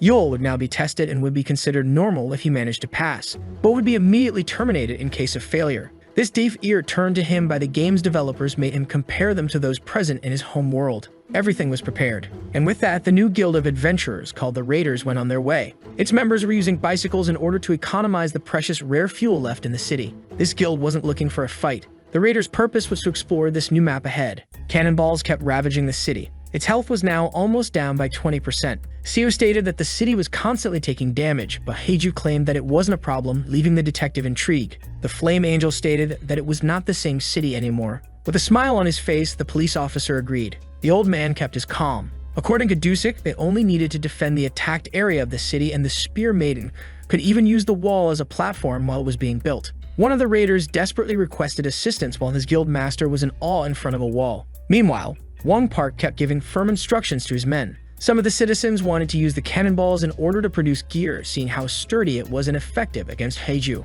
While a hooded figure examined the cannonballs, it seemed like it found something. Jiayu decided to sell her newfound data to the highest bidder. Yet elements like Yul, the Serpent, Dusik, and many other variables were still elements of chaos. But someone was spying on Seo and Heiju's conversation. The spy wore the heroic protective gear called Shadow Fit, making its wearer invisible while hiding in the shadows. City number 17 still hadn't lost 1% of its total health. Robo was impressed by city number 8's potential despite entering the game a month ago. Level 33 Hank Sith, who was an elite citizen, was worried that the knight gave them too much intel, while the level 47 Emma Hilt thought that it would be for the best if city number 8 gained power. As for the level 50 Kane Bjork, he thinks that they could have simply obliterated everything if it wasn't a droid mission. Robo told them to be patient, since everything would go according to their players' will. The Swift Citizen card had been activated, making city number 17's inhabitants faster for a duration determined by the roll-in of a 6-faced dice. With a blessing of 3 hours, Robo ordered his troops to charge forward. And just like that, the citizens of city number 17 followed him into battle. The knight thought of his city as the player's chosen. He was convinced that they were relished by the entity. This knight wielded the legendary one-handed sword Stormbreaker, a powerful relic that could summon lightning. He then used the granted skill Chained Lightning to annihilate the defense towers that stood in his way. Without their players' goodwill, city number 17 would be unable to claim victory in this gigantic game regardless of how powerful their equipment is or even how high one's level could actually become. Yul tried to free himself from the non-player character. The NPC managed to dodge his sword unharmed. The wielder of the book assumed that it had obtained max level just like him. But by fighting someone as strong as him, he came to a realization. Yul realized how poor of a combatant he truly was. He was still a rookie, but he had started to learn martial arts from the goblin swordsman as a precaution, which is why the wielder of the book was struggling so much. This made him wonder about the invasive analysis duration. According to the NPC, it was almost certain that Yul was cheating the game. It also decided to try different approaches in order to detect a bug in him. This made Yul realize that the guardian of the city wasn't prioritizing his life during the analysis, so he decided to summon his only overlord in order to assist him. But to his surprise, nothing happened. The quarantine zone forbade anyone inside from resorting to exterior assistance. Yul's situation was getting harder since he had to face a powerful opponent on his own.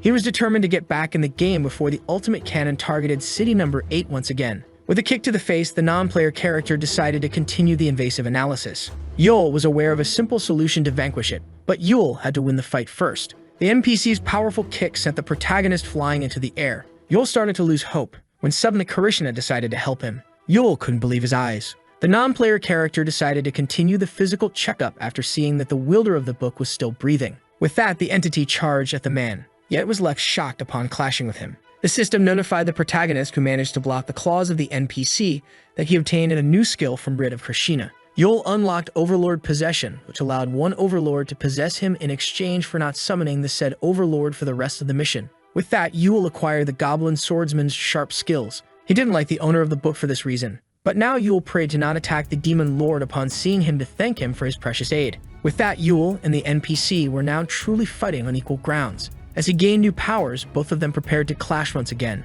Yule was now able to keep up with the guard. A unit's power isn't directly relative to its stats or equipment. In all games, it is very common to find someone with a pitiful level and equipment easily dominating the other players with gameplay alone. Following that logic, Jack's fighting skills, the Goblin Swordsman's fighting skills, would be the peak of performance. But just as Yule was thinking of the accomplishable feats by combining Jack's skills with his maxed out stats, the Swordsman Ghost stated that it was useless. This sudden astral appearance startled the wielder of the book. Yule then assumed that it was normal for Jack to appear as a soul when possessing him, yet what the goblin said left him intrigued. He feared that the non-player character was more combat-oriented than his overlord, but Jack denied it, stating that he was just criticizing his pitiful fighting skills. After that, Yule was given the option to let the overlord control his body. Suddenly, Yule's face completely changed as his eyes changed colors. He then took his stance. The NPC was ready to defend itself, but its arm was suddenly severed by the Master Swordsman movement skill Superior Wind Movement, a storm which allowed the goblin to quickly move in a straight line. After that, the non-player character tried to strike the swordsman down, but Jack quickly dodged its sharp claw, before knocking the NPC off the ground. With that, the Goblin Swordmaster decided to finish it off with the battle art named Celestial Wolf Fang Technique, Wolf Claw Moon Strike. But at the last moment, Yule restricted the Overlord from terminating the NPC, so Jack opted for striking it with 3 waves of Sword Aura. The non-player character was left damaged but not destroyed. Jack scolded Yule for not telling him to spare it earlier, but the poor man didn't have a chance to speak. And as the goblin spirit left his body, Yule decided to attend to the most critical matter first. By using 50,000 points, he could use the Make Peace function, initially made to spare those who harm the NPC by accident, to send it back to its spawn point while removing its hostility. But the problem is that the non-playable character needed to be neutralized first. This made the wielder of the book wonder if he passed the first part of the invasive analysis. But the empty silence in the room made him grow anxious, when suddenly, a mysterious voice informed him that he passed the physical checkup. With that, the system began the final analysis. This made Yule wonder if he had more challenges ahead, and if the mysterious voice came out of the void itself. Meanwhile, the lieutenant was reviewing the books offered to him by Roble. With that, he decided to check the provided intel. Wong summoned his shield and stated that he and Minyu would go first while the rest of the men covered them. The soldiers were in awe in front of the item given to their lieutenant by the Golden Deity. Some items were constantly present while others could be summoned, like Wong's shield, whose owner was happy with its functionality. Since the heroic shield, known as the Shield of Helden the Inquisitor, who had the ability to perform miracles, would be problematic when trying to enter a car. Minyu and the lieutenant then charged forward. The Shield of Helden created a divine-type energy shield in front of them, whose power was proportional to Wong's friendship with his party in order to protect them from the bullets. With that, they charged to the first requisite to enter the cannon tower. In order to enter the said tower, one must first use the side door of the mini tower. There the lieutenant found a goblin in command of the tower. The goblin was then quickly shot in the head. By taking control of his desk after eliminating the green monster, the attacker gains a low-level ID card. And after gathering 100 of those cards, one could obtain a high-level ID card. Collecting 100 of those high-level cards in order to obtain one master card made Guang realize how much effort this mission required. But this particular card would allow a team of 10 members at most to enter the cannon tower. With that, the objective was to create as many master cards as possible in order to infiltrate the necessary troops into the tower. The annoyed serpent found himself powerless in front of the main door, when suddenly, someone came to greet the villain. Jiayu decided to sell her intel to the serpent. The level 17 ordinary civilian Solju Wu recognized her as the number 2 of the last mission. The teenager wanted to replace the negotiation with threats, yet the girl seemed unfazed. Jiayu stated that this bargain would determine how they should treat each other from now on. She then reminded him how she ended up in second position in the treasure hunt and found the heat intel to win it despite working alone as proof of her talent. Solju Wu proposed to hear what she had to offer since Jiayu approached the serpent despite his status as a dangerous villain. Admiring her daring personality, she stated that they should spare her life if the information provided turned out to be useful. Jayu stated that Sulji must be wise according to her old age. This led to some tension rising between the two of them, leaving the serpent in the middle of it, to the point where even the great villain felt frightened. Meanwhile, someone gathered multiple low-level ID cards. They all began to shine in Robal's hand. A high-level ID card had been acquired. City number 17 was now in possession of 12 high-level ID cards after losing 42 men and having 123 injured. The troops were all advised to be careful on the battlefield, yet they were all excited to fight for their player. But because of this, City number 17 was now in possession of more cards than City number 8. Suddenly, Robal began to pray. Seeing this, his archer friend also began to pray. The Royal Knight didn't want the citizens to sacrifice their lives for the player, but to dedicate them to him. With that, they charged onward. Robal then recalled how Yul Choi is supposed to be the most powerful in their city, yet the man had been absent from the action for a long time. He thinks that Yul refused to contribute to his city's well-being despite being a powerful unit. In other words, he was unworthy of the power that dwells inside him. Meanwhile, inside the sphere of the quarantine chamber, the system had removed all active effects in order to proceed with the upcoming test. Yul found himself paralyzed by those odd rings, and so the inspection began, and with it, Yul Choi began to panic. The system began to carefully analyze the man's memory in order to determine if he was truly a defect that had met an unusual entity. And so the game began to dive deep into Yul's tormenting memory regarding the victims of the Greed Lord. This made the man cry, but the system, unable to find anything, decided to investigate further. And so began the inspection of Yul's past life before the start of the game. The astonished young man found himself sitting at his desk. It was almost like he and the entire city hadn't left. The protagonist was now on the phone with his mother. He was also using his tablet, all at the same time. The genius man who began to ask about his father had now won 1,000 consecutive games of chess online. He then took out his phone to execute yet another task. Yul had just won $150, before reassuring his mother that he was alright. Yul then asked about a mysterious person. The mother's words seemed to have worried her son. Egi was certain that this person would be just fine, since he had always been the smartest between the two of them. With that, Yul decided to go to his part-time job. Suddenly, the memory of Yul began to glitch. The furious man strictly forbade the system from looking into his past life back on Earth. With that, the system decided to stop the analysis to prevent any material damage from the revolting unit. In the end, the system deduced that Yul never had any odd encounter with any entity and finally labeled him as a regular unit. And just like that, he would be sent back to the game. Yul was now back to the Cannon Tower map. This encounter with the system left the man completely exhausted. His wounds were finally healing, but Yul didn't expect the system to be able to disable his recovery, which usually drops by half during combat. Yul found himself in the same position as when he was struck with the punishment of the Demon Lord. In the end, his mighty power was just what the game allowed him to have. And so Yul decided to surpass this power granted to the pawns of the game. The ultimate cannon attacked City number 17, which was protected by the shield of Black Steel Knights that protected it from all physical damage and partially from magic for one time. And just like that, City number 17 came out unharmed by the ultimate cannon, keeping the far most of its health. Yul was determined to be one day able to rival or surpass even the players. When a group of hunters passing by saw the overpowered unit lying on the ground, they assumed that he was just slacking off. And so one of the citizens proposed to head back before falling prey to his curse, yet one silent hunter didn't seem to agree. Kim suddenly raised his sword and went to Yul. And just like that, the man decided to stab the wielder of the book in the throat, leaving his comrades terrified. Yet Yul, who remained uninjured by the man, wanted to know why he tried to take his life. But Kim returned the allegations towards Yul by calling him a charlatan. The man used to put his absolute trust in Yul's book and even defied death for him. But in the end, Kim had nothing left, and not even the necessary 10 points to save his daughter, he declared as he raised his sword. The blade broke as he claimed that his late offspring was just a 7-year-old child. But the unharmed Yul decided to remind the man what happens when someone crosses him. The terrified teammates implored the man to Yul. But in an instant, he used the power of the Overlord to immobilize the men with pressure point nerve paralysis. And so Yul declared that Kim should come and seek his head once he maxes out his stats. With that, he decided to turn them into victims of the Greed Lord, leaving the father's eyes filled with unsatisfied bloodlust, before reminding them that he will also curse other innocent citizens as well.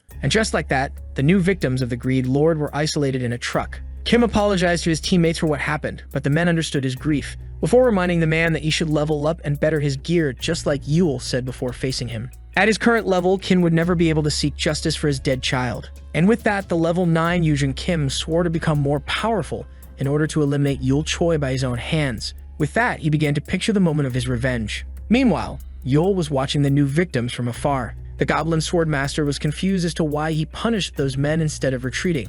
but Yule affirmed that Kim would have been overcome by rage if he had just left, leaving his teammates prey to danger. The wielder of the book also had another reason. Suddenly, a massive robot emerged from the ground. Yule wanted to save the men from the boss monster known as Doom Machine Octopus that was created by the combination of multiple mini towers boosting all its abilities. With that, the monster immediately opened fire. Field boss monsters spawned at a regular rhythm in this mission, but killing one as strong as a raid boss would grant Yule an immediate master card to enter the cannon tower, a much easier way than collecting 10,000 low-level cards. Yet this shortcut was also more lethal, and so Yule activated Jack's powers as he summoned his sword. And just like that, the protagonist charged forward. His target was the giant robotic octopus. The wielder of the book slashed the creature with ease by using the battle art known as the Celestial Wolf Fang technique, Descent of the Black Wolf. And just like that, the level 5 threat fell to Yule's blade. But Jack scolded him for executing so many unnecessary moves that lacked focus, making him waste his energy uselessly.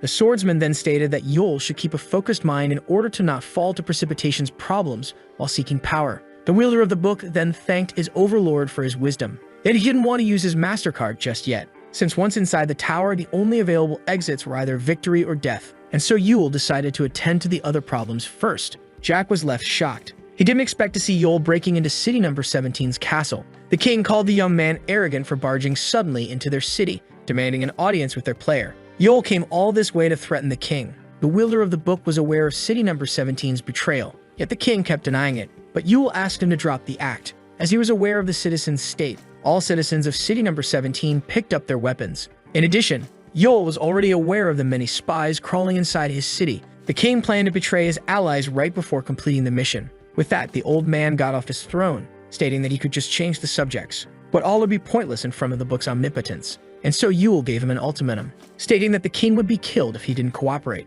The royal man stated that Yule's power made him prideful and arrogant, that he still hadn't fought a real player. And so the card duel was activated, allowing one to make his unit fight with an opponent in single combat inside a coliseum where the strongest level becomes equal to the weaker unit. With that, the level 99 city mayor Remulus von Lexus claimed that his player's plans would remain hidden once he had silenced his opponent. The king, armed with Upiter, the epic great sword named after the sky god that controls lightning, charged at the young man, stating that this book was the cause of his downfall. And just like that, powerful bolts of lightning filled the arena. According to Remulus von Lexus, his opponent was no different from a newbie without his immense level. The old man was sure to win when they were both at the same level, yet he was shocked to see Yule dodging his blade so swiftly, before suddenly striking him from the back. And just like that, the city mayor was ejected into the air. Unlike him, his overlord didn't rely on a high level. With that, it looked like a powerful dragon just penetrated the old man. He all stated that Remulus von Lexus' defeat should serve as a warning for his subjects, while Jack couldn't help but admire the old man's strength. With that, Yule and the defeated king were teleported back into the palace,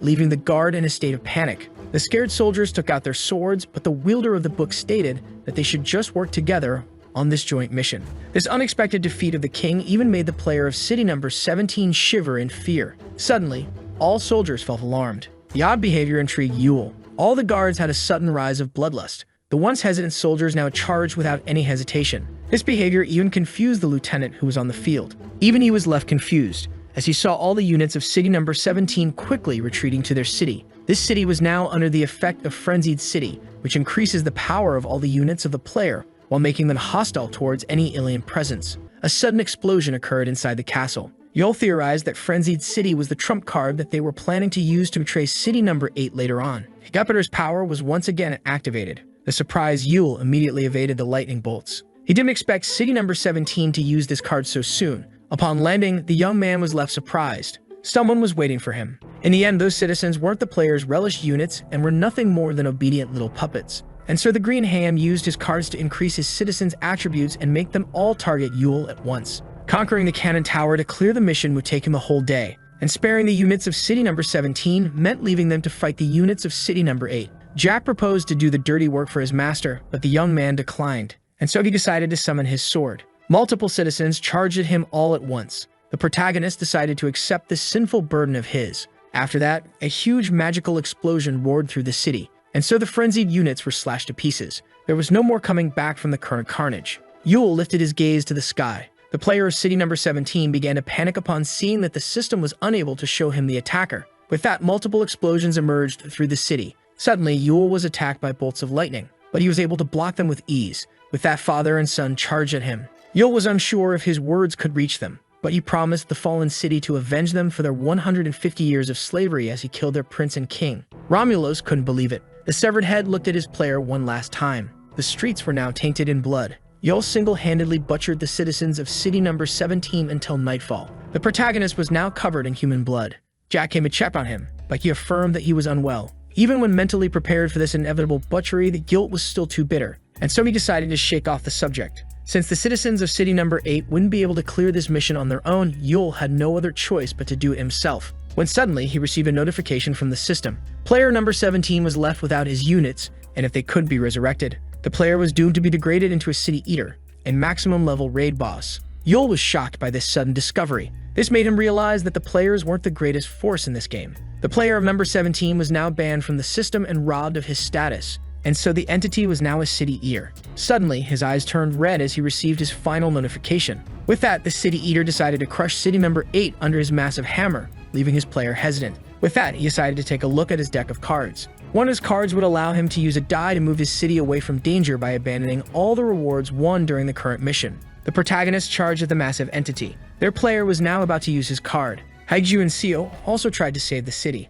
All seemed to have lost hope as a giant hammer began to descend upon them. Suddenly, the golden hand stopped. In the end, it decided not to use his card, resulting in the massive hammer destroying his city. City number 8 was now shredded into pieces, but Yul woke up to his book glowing red. He was surprised to see himself alive when his city fell. But Yul was even more shocked by the presence in front of him. With that, he immediately attacked the demon lord, who stopped him with just one finger. Yul began to regain the memories of their first and last encounter. The young man now remembers it all. The owner of the book judged him worthy and so decided to give him a chance as promised. A cold silence filled the empty white room. Yul was concerned about the other citizens. The demon lord affirmed that they had all met their end. With that, the survivor fell to his knees. According to Krishna, simple units couldn't possibly defeat a city eater. Their city was destined for doom since only players could stop them. This made Yul burst out in anger while asking about the game and its players. He also wanted to know why he was the only survivor. The demon lord had all the answers, but now was not the time to give them. Yul had little time ahead of him to bring his fallen city back to life.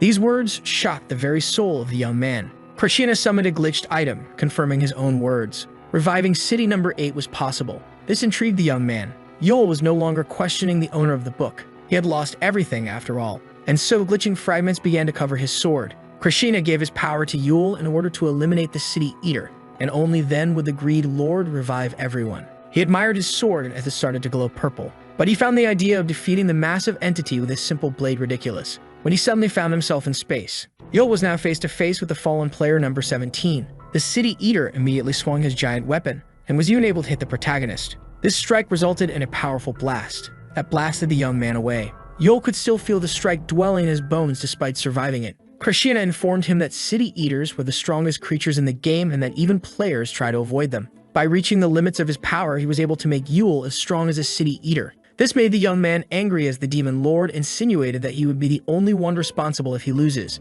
But the protagonist was alarmed to see the fallen player using a card. The entity used summon meteors to invoke a number of meteors equal to the number of the 12-faced dice. But Yul managed to parry and evade all rocks coming his way. According to the owner of the book, Yul was currently equal to the player, and even his gear and abilities now equal the cards employed by players. Yul had now fused with his overlord, landing a devastating attack on the city eater's face. This made the mask of the fallen player crack. With that, the entity fell to the ground. Yet Yul felt startled. Giant tentacles appeared out of nowhere and tried to crush him. But Yul managed to cut 2 of them. He wanted to ask the greed lord a question. His question regarded players. Yul wanted to know if they were all this hideous. Krishna denied, stating that all players were different when it comes to appearance, thinking, behavior, and even cards. With that, the city eater decided to use thunderstorm, which made lightning bolts appear in a wide area. And so, many lightning bolts began to descend from the sky. Thunderstorm successfully hit the protagonist. This made the young man realize the existence of city eaters superior to the one he's facing. Yul found it disappointing. As he parried the lightning bolts, he thought his task would be much simpler if all players were like this city eater. This statement intrigued the demon lord. As he summoned the swords of the king and prince of city number 17, using telepathy to harness them, he boldly claimed that their old player was a weak opponent. Despite having many cards in hand, the fallen player was keeping his distance from Yul. This meant that the entity feared an up-close fight with the unit. The city eater also kept using wide-range spells like bombardment, which summons non-elementary shells to take out a small target like Yul. The protagonist started to move his fingers. in order to command his other two swords as he realized something about the City Eater. This creature had never attacked another opponent head-on, which is why it is only using powerful cards so hazardously. The monstrosity had a wide arsenal of powerful cards along with its titanic size. Yul slid to his right, before a giant explosion occurred. Yul used the free warp ticket to save himself at the last moment. The Demon Lord noticed that his unit was taking his time getting close to the City Eater instead of going right at him. This tactic aimed to mentally mess with the monster, and also to empty his hand.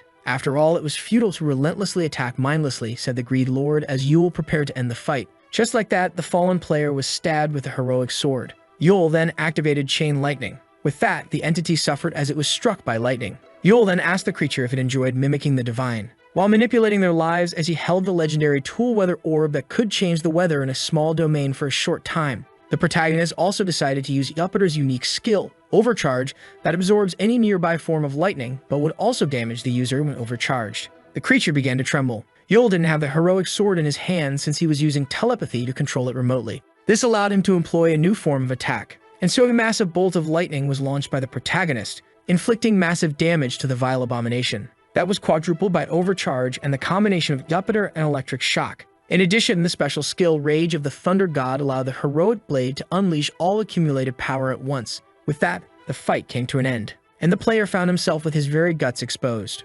Yul was surprised to see the monster still alive. He wanted to turn him into a lab rat, but the protagonist had to terminate him in order to bring his fallen city back. With that, he stabbed the City Eater, and so the creature began to crack. But Yul didn't expect the mass of the monster to accumulate itself around his sword. The owner of the book asked the young man to step a little further since he still had work for him. With that, the City Eater's flesh began to change shapes. The confused Yul found himself in front of a perfectly spherical egg, when it suddenly began to hatch. A man with horns came out of the egg. Yul wondered if it was his plan all along. The man began to breathe again after ends. The Greed Lord Krishna affirmed that it smelled as vile as ever. But Yul was more interested in him fulfilling his side of the contract, and so the Demon Lord activated his red magic. So Yul prepared himself for combat. But to his surprise, the remains of his fallen city began to move. All the pieces were coming together. And just like that, city number 8 was fully restored. The amazed young man couldn't believe his eyes, yet the streets were empty of people. This made Yul assume that the Greed Lord, but the entity stated that it should just be patient.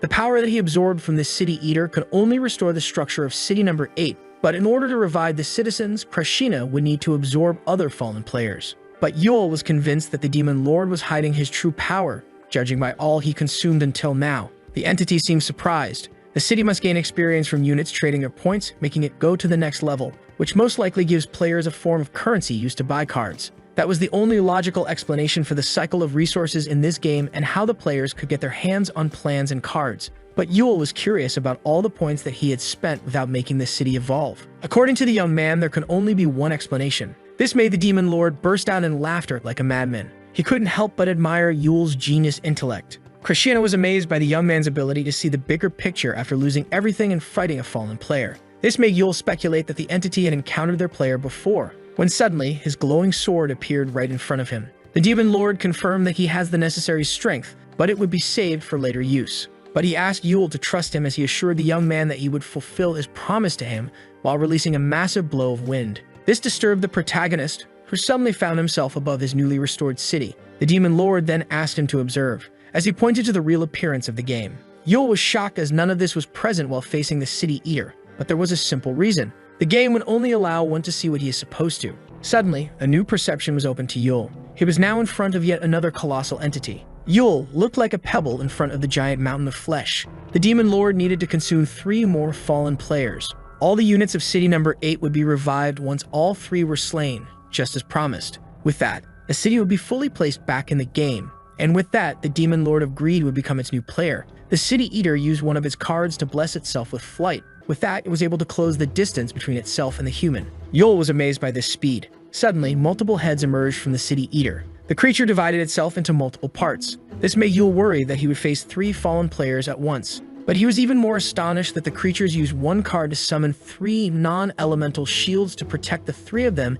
and absorb a part of the damage, which meant that the 3 are 1. Suddenly, 2 of the monstrosities collided with each other, with Yul in the middle struggling not to get crushed by them. As for the third one, it equipped itself with a blade using a card. Yul was intrigued by the fallen player's strategy, seeing how its three parts shared buffs, but not the longsword. The Demon Lord claimed that just like humans, each player is unique when it comes to their abilities, before asking Yul not to let him down since City Eaters had already lost the game. He also claimed that nothingness awaits the young man if he fails to slay them. But the protagonist, who was fighting for his life, didn't want to hear any of it and ordered the Greed Lord to resurrect the citizens. So Prashina told him to be at ease, since everything is already prepared. Jiayu and Haiju were confused as they were supposed to be on the other side, when suddenly the Demon Lord addressed them, as all citizens were startled by an unknown pressure crushing them. The entity introduced itself as Krishina, their resurrector. None were able to stand as he claimed to be their new player in charge. The serpent assumed that he must be one of the greatest bosses as a player of the game, but as the greedy teenager claimed that he would kill him to gain ultimate power, he suddenly stopped. It was unclear if he stopped himself or if he was frozen, and it felt like time itself ceased to exist. The new player claimed that they were to listen to him in silence. He claimed that the citizens were now standing between thriving and demise, so they were free to enter the White Gate to resume their existence or walk to the Black Gate, where they would peacefully journey to the other side. The humans were to choose their fate once the doors opened. This made them assume that Krishina was asking them to commit suicide, that the idea wasn't fully revolting if it meant the end of the infernal game. But one person raised their hand to ask him something. The Demon Lord accepted to answer. This person was none other than the Dragon Warrior. As she, the detective, the inspector, and the lieutenant stood straight in this immense pressure, she asked about the time for the gates to open. Dusik, the Carnival, and other citizens were also eager to rejoin the fight. The new player watched them in silence, before snapping his fingers to summon a screen broadcasting Yul fighting the City Eater. All were shocked to see him on the big screen. Heiju was intrigued about her friend's opponent when the Greed Lord stated that the gate would open once he wins. So he showed the City Eaters on the screen and presented them as the disaster they would have to face once back to life. So the humans should think carefully since the Greed Lord had no use for those who cowered in front of the impossible. Yul clashed with the giant charging barrier as the other two attacked him from behind, when the protagonist activated the skill known as Gravity Ball, which used a powerful force to attract everything, the unit's caster if in range of it. With that, all three City Eaters were swiftly pulled to the same point, and so all three were slammed into each other. As the City Eaters were getting slashed, revealing Yul from under their carcasses, he raised his sword for the final strike, and slashed the monstrous tentacle ball in half. The three City Eaters finally met their end at the hands of the protagonist. The exhausted Yul then implanted his sword into his second fallen player, and with that, the tentacles faded into nothingness. This fight made Yul realize that he wouldn't be able to regenerate while fighting these monstrosities. He did need a reminder that time was against him. As he summoned the power of the Overlord, he asked for the next fallen player. Suddenly, something began to appear from the fog. This foe was the fourth one. All citizens would be resurrected once this City Eater is slain. To increase his chances of winning, the creature used multiple cards at once before assaulting his minuscule target. Keiju was scared for Yul, while the lieutenant was astonished by the power of their future adversary. This made the citizens fall into despair, seeing how small units were giving them a hard time. The monster's axes smashed the ground. Seeing how the fallen player only engaged in close combat, Yul could come up with many strategies to take it down, but found himself racing the clock. He was also able to block the massive weapon with his blade. In that case, Yul decided to let himself be possessed by Jack, leaving the duel to the real fighter, who immediately struck the giant creature. The City Eater began to bleed as it screamed in pain. The Master Swordsman was amazed by all the crazy fights Yul put him in, including this one. But when offered advice by the owner of the body, he immediately declined, since the goblin could perfectly see the path of his blade. And so the man was now covered in blood after endlessly slashing the titanic monstrosity. All the citizens watched the fight, amazed and in silence. The last City Eater fell to Yulchoi's blade, and so the humans were now free to enter the gate of their choosing. All units could confront a hellish life or peacefully succumb to the embrace of death. Yul was now back to city number 8, but its streets were still empty. Krishinov assured him that he kept his word, as all the citizens were choosing a path that only they could choose. The city was still out of the game. Yul wanted to know if the canon mission was still going on, which the new player affirmed. The mission wasn't over yet, but the original player of city number 8 deserted them after his game piece's destruction. At this moment, Krishina took his place, yet he was powerless to stop the city's demise. In other words, the great demon lord couldn't do anything since he was still a beginner, leaving him silent. Before losing the game, the players receive a countdown, which Yul used to kill the City Eaters. With that, an Hardglass appeared in the new player's hand, who stated that the other units used the countdown to choose between life and death. City number 8 began to emerge from the empty square. With that, the city resumed its journey in the game. And with that, the canon mission would continue after an hour and 6 minutes. Yul was satisfied with the time remaining. The Demon Lord also affirmed that no one would any longer become victims of the Greed Lord. He no longer needed victims since he owned city number 8, but Yul denied it, since this city actually belongs to its inhabitants who went back to fight for it. All units were back in the game. Even the angry serpent and his minions were brought back to life. Jiayu and the raiders were brought back to the canon map. The odd one was happy with the outcome, when suddenly a huge explosion erupted. The Angel of Flames destroyed too many towers. As something came close to her, suddenly the earth beneath her began to shake. The boss of difficulty 5, known as Doom Machine Earthworm, made from many towers, appeared. With that, Haiju ordered to warn the others not to draw the boss's attention, as the earthworm chased her through the map. And finally, the giant target was in position. With that, the Doom Machine received great damage from the laid trap, and so the giant mechanical beast found itself decapitated. The Spear Maiden praised her partner for his precision, but Yul returned the compliment, giving all the credit to her for being stronger, before asking her to protect the city since this mission would be over soon.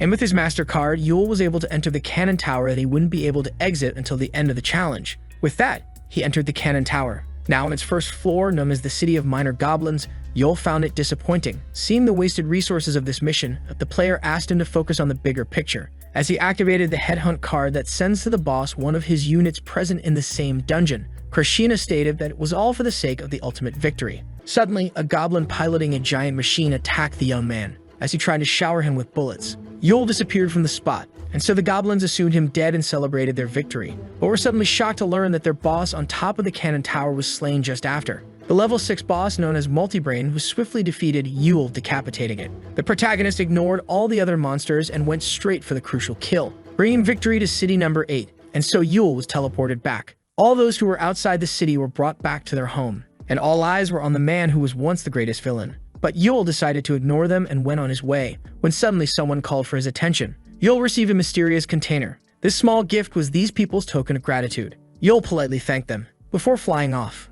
As they watched him fade into the horizon, Yujin Kim claimed that he and others weren't brought back by hope, but by the powerful desire of seeing Yul Choi as a rotting corpse. The city now had a 24-hour rest before the next mission. The owner of the book and its wielder were both alone on top of the tallest tower. Yul was happy to see that everyone was resurrected and no one would become a victim of the Greed Lord ever again. Suddenly, the protagonist tried to slash the Demon Lord with a surprise attack, but Krishina was curious that Yul's blade didn't reach him. The joking young man was aware that this Demon Lord was nothing more than a projection, before pointing out that he still had use for the Greed Lord, piquing the player's curiosity. If Yun was surprised when the player, who aimed to make him reach the end of the game, let him decide the next step of the plan, but was also embarrassed when the Demon Lord pointed out that Yul had more experience manipulating City Number 8. They all seemed to have something in mind involving their new player. Despite the difficulty, the Greed Lord accepted to grant the request as a favor for his new game piece. Suddenly, all the city began to shake. Entire buildings began to levitate into the air, leaving everyone confused.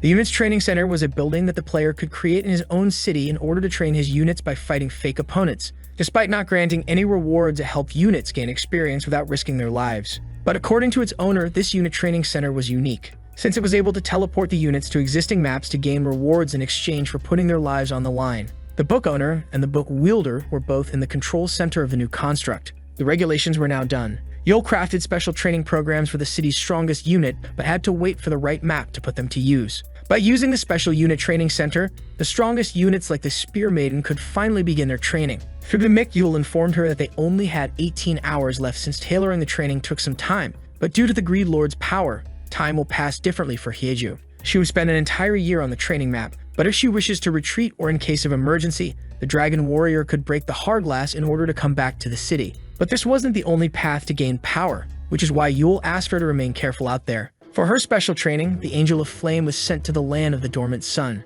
Determined, she aimed to complete her training. The set goal was to earn the respect of prominence the owner of the very weapon she uses. As for the two detectives in the Forsaken Mountain of the Old Kings, Seo and Dusik had to locate the vessels of Wonsa and Wusa. For the lieutenant and his team's special training in the map known as the Mausoleum of Dormant Demons, the squad had to face terrifying demons, as they sought to awaken the master of the map and take up his will. As for the next scalar training, the insolent serpent asked to be released from the unit training center as he lifted his middle finger, but the villain was confused when Yul offered him one last opportunity. The wishing orb that the teenager wielded could either become of light or darkness depending on his karma. To put it simply, it could either become a dragon on the path of righteousness or an evil serpent upon walking the path of malice. Normally, it would take one some time to decide his actions, but now the serpent's choice would save them great time. The young villain was free to leave the unit training center, but at the risk of letting the other units surpass him. And so the young man thought about it for a while. The serpent was indifferent to the others' training but loathed Yul's assumptions, and so he chose the path of darkness for his wishing orb. With that, his training began. The young man couldn't believe his eyes. He was now on the horrific map known as Venom of the Wishing Serpent, with the only goal of staying alive. With that, the main units all began their training, and Yule created virtual spaces for the rest of the citizens to sharpen their skills. The guild master of the raiders wanted to repeat the ogre mission, but his members were less excited about it, seeing how they lost miserably. Meanwhile, in room 3 of 06, Kim wanted to simulate a fight against Yule Choi, so the system asked him if he wanted to lower the target's immense level. But the vengeful man wanted to face his prey as it was, and so began his impossible training. With Yule Choi monitoring the key unit's adventures, he decided to address the crucial subjects with the Greed Lord. Yule wanted to firstly know what the Greed Lord was, since he wasn't exactly a demon lord or a player. Yet Krishna found the question pointless, since getting City Number 8 back to Earth was the main concern. With that, he assured the young man that he only speaks the truth. Yule wasn't surprised by the entity avoiding the question, but had a theory about it. This piqued the Greed Lord's curiosity. The young man wanted to know more about the city's first player. He wanted to know if abandoning them instead of losing them all was a way of preventing him from turning into a city eater. But according to the new player, the old ones still controlled some units. Yule was astonished upon realization. The old player of City Number 8 controlled another game piece. This explains why he didn't put so much effort into them and easily turned his back on their city. The Golden Hand used City Number 8 as a way to farm resources for his first game piece. But since he didn't get much due to the victims of the Greed Lord, the old player didn't hesitate to abandon City Number 8. Yule's assumption was accurate, but not all players get multiple pieces. The Golden Hand now above game piece number 43 was, in fact, a particular entity. The units were all butchered, with a few left on their feet. 3 cities allied with each other in order to take one down, and yet they failed to even come close to it. Suddenly, someone approached the injured man. The panicked units feared the nearby individual, and so the old samurai used the battle art known as Thousand Blossoms in the Sky that could deal great damage within a shower of moves. But with one swing of his sword, the old samurai was stabbed in the heart, meeting his end, leaving him confused as to how the blue-eyed knight predicted his movements. Seeing this, the cowboy readied his legendary rifle known as Pioneering Spirit that was once owned by an explorer who conquered a continent and deals great damage to non-human targets. He used the battle art spaghetti western that allowed the man to fire the gun without wasting any bullets while decreasing the reloading time. But the bloody sword parried the bullet, and with that, the cowboy was killed by one of his own bullets that was redirected by the monster's sword that pierced his head. Then suddenly, the masked knight tried to take him from behind. But the blue-eyed knight began to walk away, his sword left implanted in the last warrior's throat, leaving the dying man confused. He was unsure if the blue-eyed knight uncovered his strategy or if he had just set him a trap. The masked swordsman was as clueless as he was scared. Despite fighting them for a week, this army kept silent even among themselves. With that, the masked knight drew his last breath. City number 99 was known as the White City of Silence, with its strongest unit being Yun Choi, its maxed-out invincible mayor. And with the rest period coming to an end, the player threw the dice. The city was now on the Dungeon Rush Square, where random dungeon's goal was to slay the boss inside. Once the countdown reached 0, the dungeon gates would open, freeing a wave of monsters. Dungeon Rush is a joint mission, and so another city that also landed on a similar square would be invoked to the map. Yule pointed out that it would be their city's first time being summoned to another square. And so City number 8 joined City number 32 for a joint mission of 5 days, and with that, the mission began. Yule decided to use his main item. By combining the writ of Krishna with his status window, the young man was able to make all dungeon data public, labeling their difficulty from A to D. With that, he decided to venture to City number 32 and proposed to join forces. Yet the Greed Lord stated that his units were fully capable of finishing the mission on their own. But Yule, who didn't think of the citizens as Karshina's belongings, aimed to return as many as possible to Earth, which is why he was determined to aid them. So the Greed Lord decided to recall their interaction with City number 17, but if one disaster were enough to stop Yule, then he would have never succeeded this much. The amused player wanted to see how long the young man would hold onto this idea. After that, in game piece number 32, the wielder of the book was left surprised.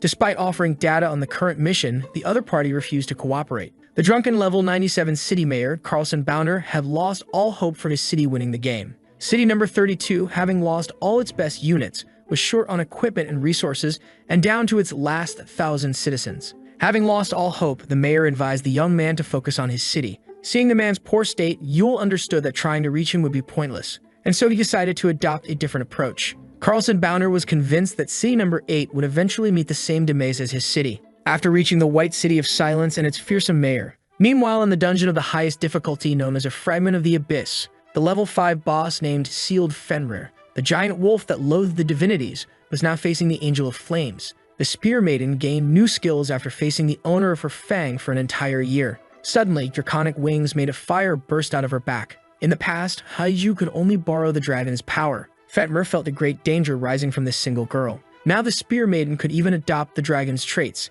With that, the giant wolf began to chant a spell, making ice spikes rise in the dungeon. But a small light could be seen from behind the thick ice. The poor monster didn't have enough time to react. And with that, the great wolf was eaten by Prominence's fire, which resulted in the conquest of the level, a dungeon, with most credits going to Fenrir's slayer. Krishna was pleased with his unit's surprising new strength, stating that he was wise to leave their training to the protagonist. Yet the Greed Lord's curiosity was piqued upon seeing the young man lost in his thoughts. Yule was worried about not being able to convince the other game pieces, yet player number 8 was satisfied by them not becoming an obstacle. The young man was persuaded that city number 32 wouldn't survive the mission without their assistance, so Krishna asked him to tell his master what he wishes from him, which annoyed the independent young man. Yule wanted to conquer their city. This idea pleased the greedy player number 8. Someone was exiting a dungeon. The dungeon crumbled behind the Angel of Flames, who was curious about the next one, when suddenly something caught her attention. A titanic entity was facing a mysterious flying individual. The player used a card to summon magic missiles that never missed their target,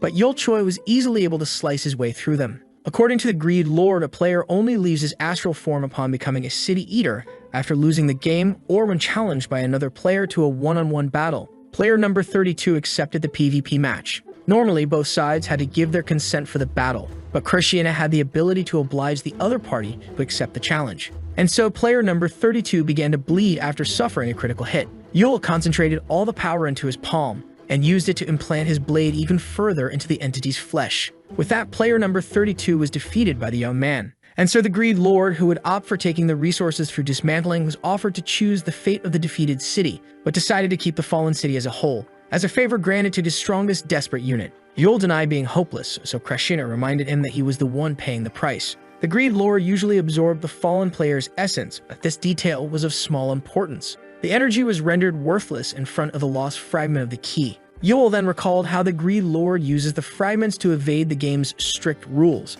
which made him assume that this was a hack. The victorious player then asked his unit to take care of all the dungeons that were transferred to city number 8 after the fall of city number 32. The Spear Maiden was shocked to see the system bombarding her with dungeon appearance notices. The colonel stated that the number of present dungeons had now doubled. Yet Yul seemed to be at ease, since the citizens were very qualified to beat those dungeons, and with him as their guide, their mission would become easy to clear. Yet the Greed Lord wanted to know if this claim involved all those who loathed him, which he indirectly denied. The future of this game piece seemed brilliant. Meanwhile, someone was using the card known as Observing Eye to collect intel on it, but the crafty Greed Lord decided to use his power, stopping the Golden Hand from spying on him and his city. The old player number 8, who turned out to be the owner of the White City of Silence, seemed to have a plan in mind. The entity wanted to reveal Krishna's personal information to all other players, and so the city landed on the Catch a Burglar Square this time. The goblin was violently punched in the face, yet the green monster mocked the detective with a smile, since he had to catch the multiple goblins. Otherwise, the monsters would get to keep all the points and equipment they robbed the city of. Seeing the many hiding spots in the city, the goblin felt optimistic, but was stopped by a huge man with a scary face holding a torch. The first confused goblin was caught by a police officer. The second was stuck under Jayu's foot. They were confused by the units rapidly locating them. But all this was possible because of Yul's power. Things began to go well with the city units, the young man's plans, and the Book of the Greed Lord, allowing them to complete the missions on their own. At the end of each mission, they used Krishna's privileges as a player to upgrade the city by creating the Cornfield of Resilience, for example. They'd also gather the items that would let them bend the rules of the game, and track down the fallen players in order to make their player more powerful. As for joint missions, the units of the magic city of Butchin couldn't believe their eyes. They were shocked to see their players slain and defeated. City number 8 would slay the other players on joint missions in order to merge their cities together. They even persuaded the units to train themselves between missions, and so city number 8 evolved rapidly. The units didn't even need Yul's plans in order to finish the mission from this point on. The disasters only occurred in times of serenity. City number 8 was now on a battle square, and so 4 cities were randomly placed on the same square with the objective of terminating each other. The lieutenant feared the existence of such missions. Dusek wanted to know if it would be the units or the cities facing each other, but Steve didn't care since they were obligated to kill other human beings. Hinju feared such a moment arriving, yet the young villain looked forward to the upcoming confrontation. After all, it was this type of mission that suited him the most. Yet Yul stayed calm and didn't utter a word. Krishna stated that Yul, despite his strength, couldn't take on 3 players at once and proposed to terminate one at a time, so Yul assumed that he was asked to just watch the carnage occur. The Greed Lord found it ironic, but the young man reminded him that this was before they came to an agreement, and so Yul decided to take care of the enemy units first. But the protagonist was left confused. as all three cities rush all at once and charge at city number 8 altogether. It seemed like the three other players decided to join forces, and so player number 8 activated Wall of Stone in order to shield his city. Suddenly, a colossal stone wall emerged from the heart of the earth, startling all hostile units. Yul couldn't endlessly defend, and so the protagonist had to rapidly terminate the three other players. The amused Greed Lord expected this answer as he summoned another fragment of the key, and so the other player consented to a one-on-one battle. The Greed Lord decided to grant his strongest unit's crazy wish. The three players used their cards to immediately attack the young man, but Yul quickly evaded them. And as he drew first blood, he stated that the first hit always brings victory. Yul was in a race against the clock. He had to slay one of the three players as quickly as possible, when suddenly the player disappeared from under him. Krishna noticed that the players weren't joining forces. They used the card known as Shrink to gain agility in exchange for decreasing their health. With that, the player quickly charged at the poor young man. Yul had a hard time pushing the giant monster away, and so was smashed into the ground. The player then flew away. Yul, who took some critical damage, couldn't believe his eyes, as the second player suddenly appeared, dashing towards him. As for the third entity, it was carefully planning its next move.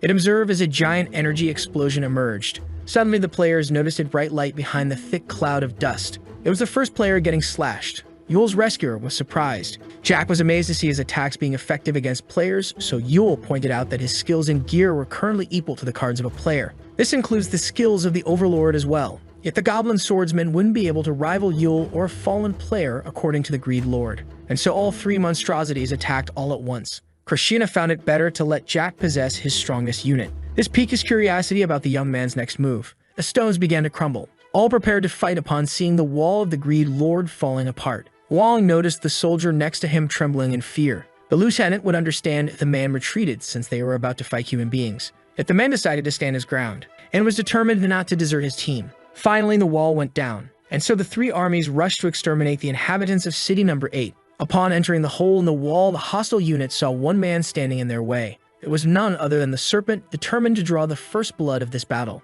Suddenly, the front guard froze in place. Those in the back were confused as they saw them running away to the rear. The villain activated his terrifying power. His venom reduced his victims to mere sacks of bones as he absorbed all their experience points. But those who survived were either grunting in immense pain or begging for the sweet embrace of death. The teenager's orb obtained karma points as he refused to finish off the suffering man, and with that, he now had enough evil karma points. And so began the evolution of the merciless. Meanwhile, Jack was using his sword technique to fight the players. All three of them were powerful, but it is also said that a worthy foe is a better teacher than time could ever be. And so the Overlord decided to give it his all in this fight. As he and the player faced off, a giant bolt of lightning was forming in the sky. One of the players used an elemental shield that could easily counter elemental attacks, yet it was rendered weak in front of physical damage. Yul gained the upper hand on one of the players, but the third one decided to use a card to defend his kin. Krishna observed a massive explosion forming in front of his eyes. He noticed that the Overlord was about to crumble,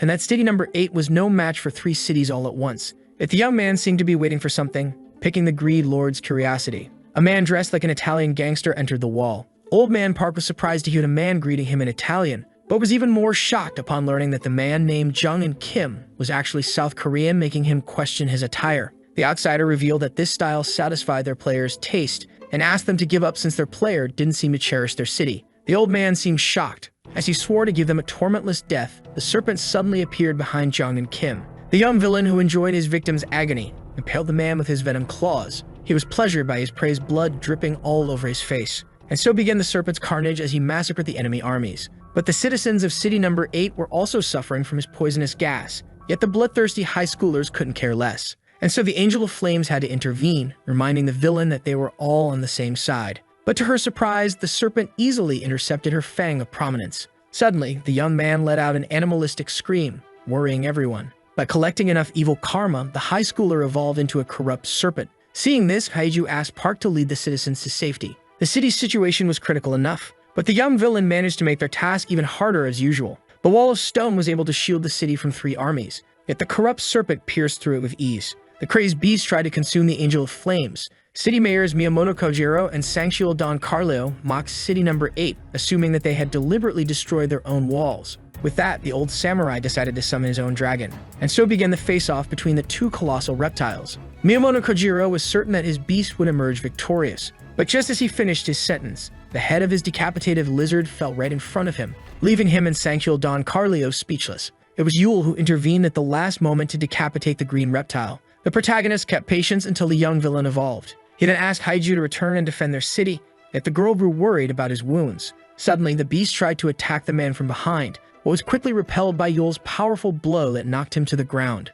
And so the protagonist, with an odd expression on his face, decided to finally take care of the young villain as he should. Krishna then asked the man to speed things up if he had a stratagem in mind, since their decoy wouldn't be able to distract the players for long. And with the red player destroying one of the copies, the Greed Lord decided to use 3 javelins in order to damage his 3 adversaries, yet the strongest unit wasn't responding to its player. Meanwhile, both hostile mayors couldn't believe their eyes. Yule kept on bombarding the corrupt serpent with powerful punches. As he kept beating him to a pulp, the protagonist expressed how relieved he was to see the villain turn into a serpent rather than a good dragon. This show terrified the invaders, while Yule explained that the wishing orb turns its user into a corrupt serpent or dragon depending on their actions. He was worried that the young villain might repent from his evil and turn into a dragon, but thankfully, the serpent had been diabolic in both the game and the home world. And so the beast's fear levels reached their peak, which would allow Yule to turn him into his second overlord. And so the high schooler known as Sumwon Kang became his worst enemy, familiar after being absorbed into the book. All the invaders were rendered speechless. With a crazed look on his face, the protagonist turned to them, asking if they still wanted to fight him, leaving them shaking in fear. As for Jack, he was now exhausted, fighting with a broken blade. The overlord stated that his master was late. Suddenly, the red player was bombarded with damage. But Yule apologized for the inconvenience, since the recruitment of the new evil overlord took longer than anticipated. After reaching a certain level, in every game, players begin to create setups tailor-made for their skills and styles. Yet some let the protagonist choose unique setups. Suddenly, the serpent bit his master in the neck. This tactic granted immense power, in exchange for one risking his own life. And so the young man became infected with the second overlord's venom, using the high-risk, high-return style. Yule was then possessed by his new familiar and immediately used the passive skill, Avatar of Self-Destruction. This led to the young man being poisoned, which meant that he would receive damage as time passed, but would see his stats increase in exchange, allowing him to butcher the player. Krishna was happy to see it fall. Suddenly, the old man disappeared from the battlefield.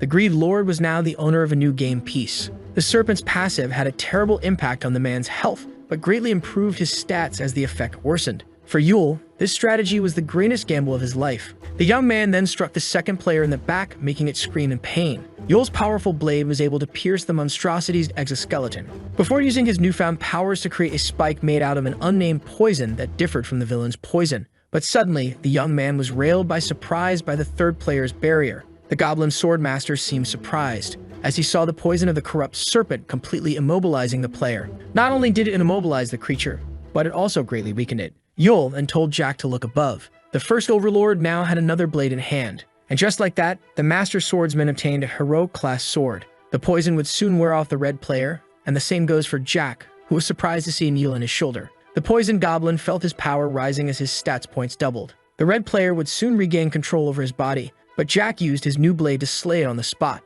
That was a close call for the first overlord. But suddenly, the goblin started to cough blood. An unnamed mixture of poison made the green warrior lose consciousness. Meanwhile, Yule faced off against the third player. This was the last opponent. The hideous creature used multiple shields to empower his barrier that would keep repairing itself unless those shields were destroyed, which meant that Yule had to get rid of the barrier and the shields simultaneously. The passive of the serpent stopped Yule from casting his spell as it dealt great damage and increased his vulnerability in exchange for increasing his stats points. But Yule needed more power. The Greed Lord witnessed the battle from afar. Krishna realized that despite using the safest plans for himself, the young man didn't hesitate to put his own life on the line. This made the player curious if this was due to remorse or his own personality. He wished for him to use his mind to the fullest, which is why he was disappointed to see the person limiting his own potential. Yule was now under many negative effects, but each setback granted him more strength. And so the last remaining player charged headfirst at him. The impact caused an immense shock. Yule lost many stats points due to the numerous status effects,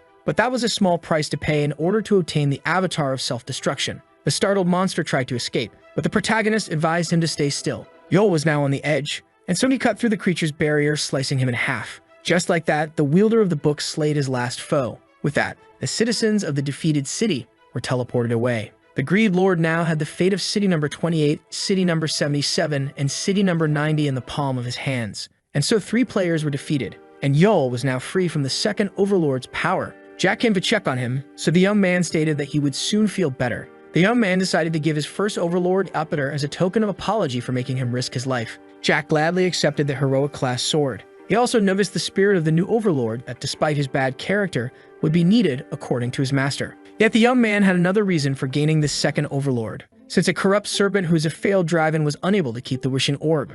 In other words, the epic item would soon have a new wielder, and this man happened to be none other than the vengeful Kim. The greed lord seemed confused. Dusek also had the same expression on his face. Jayu also found it odd. To Yule's surprise, the mission was still going on. Suddenly, player number 8 received a notification. As a new game piece entered the action, it happened to be the White City of Silence, and Yul Choi couldn't believe his eyes. The greed lord didn't expect this reunion to happen this soon. Krishna was now facing the old player number 8, the one he hates and worships, who reached the end of the game with him. The new player number 8 was eager for Yul to defeat his old enemy. The young man couldn't help but notice the greed lord's precipitation. Yul decided to end it as quickly as possible. But to the book owner and wielder's surprise, the player versus player option was deactivated. This was due to the card known as Sanctuary's Effect, which prohibited a one-on-one battle between players, followed by Absolute Seal, which temporarily neutralized the greed lord. The card chain and its speed were both amazing. It turns out that the 3 defeated players were nothing more than a ruse to make City number 8 unveil its tactics, and so Yul and Jack's hands were now tied. They had to risk their lives in combat. Player number 99 was now face-to-face with the tied-up player number 8. Krishna pointed out that the Golden Hand was always a careful player, which is why it used cards to make sure his old city no longer existed. Yet he didn't expect to be found so soon, since his preparations were still ongoing. The greed lord's eyes were filled with hatred and resentment, as he may have to desert City number 8 himself.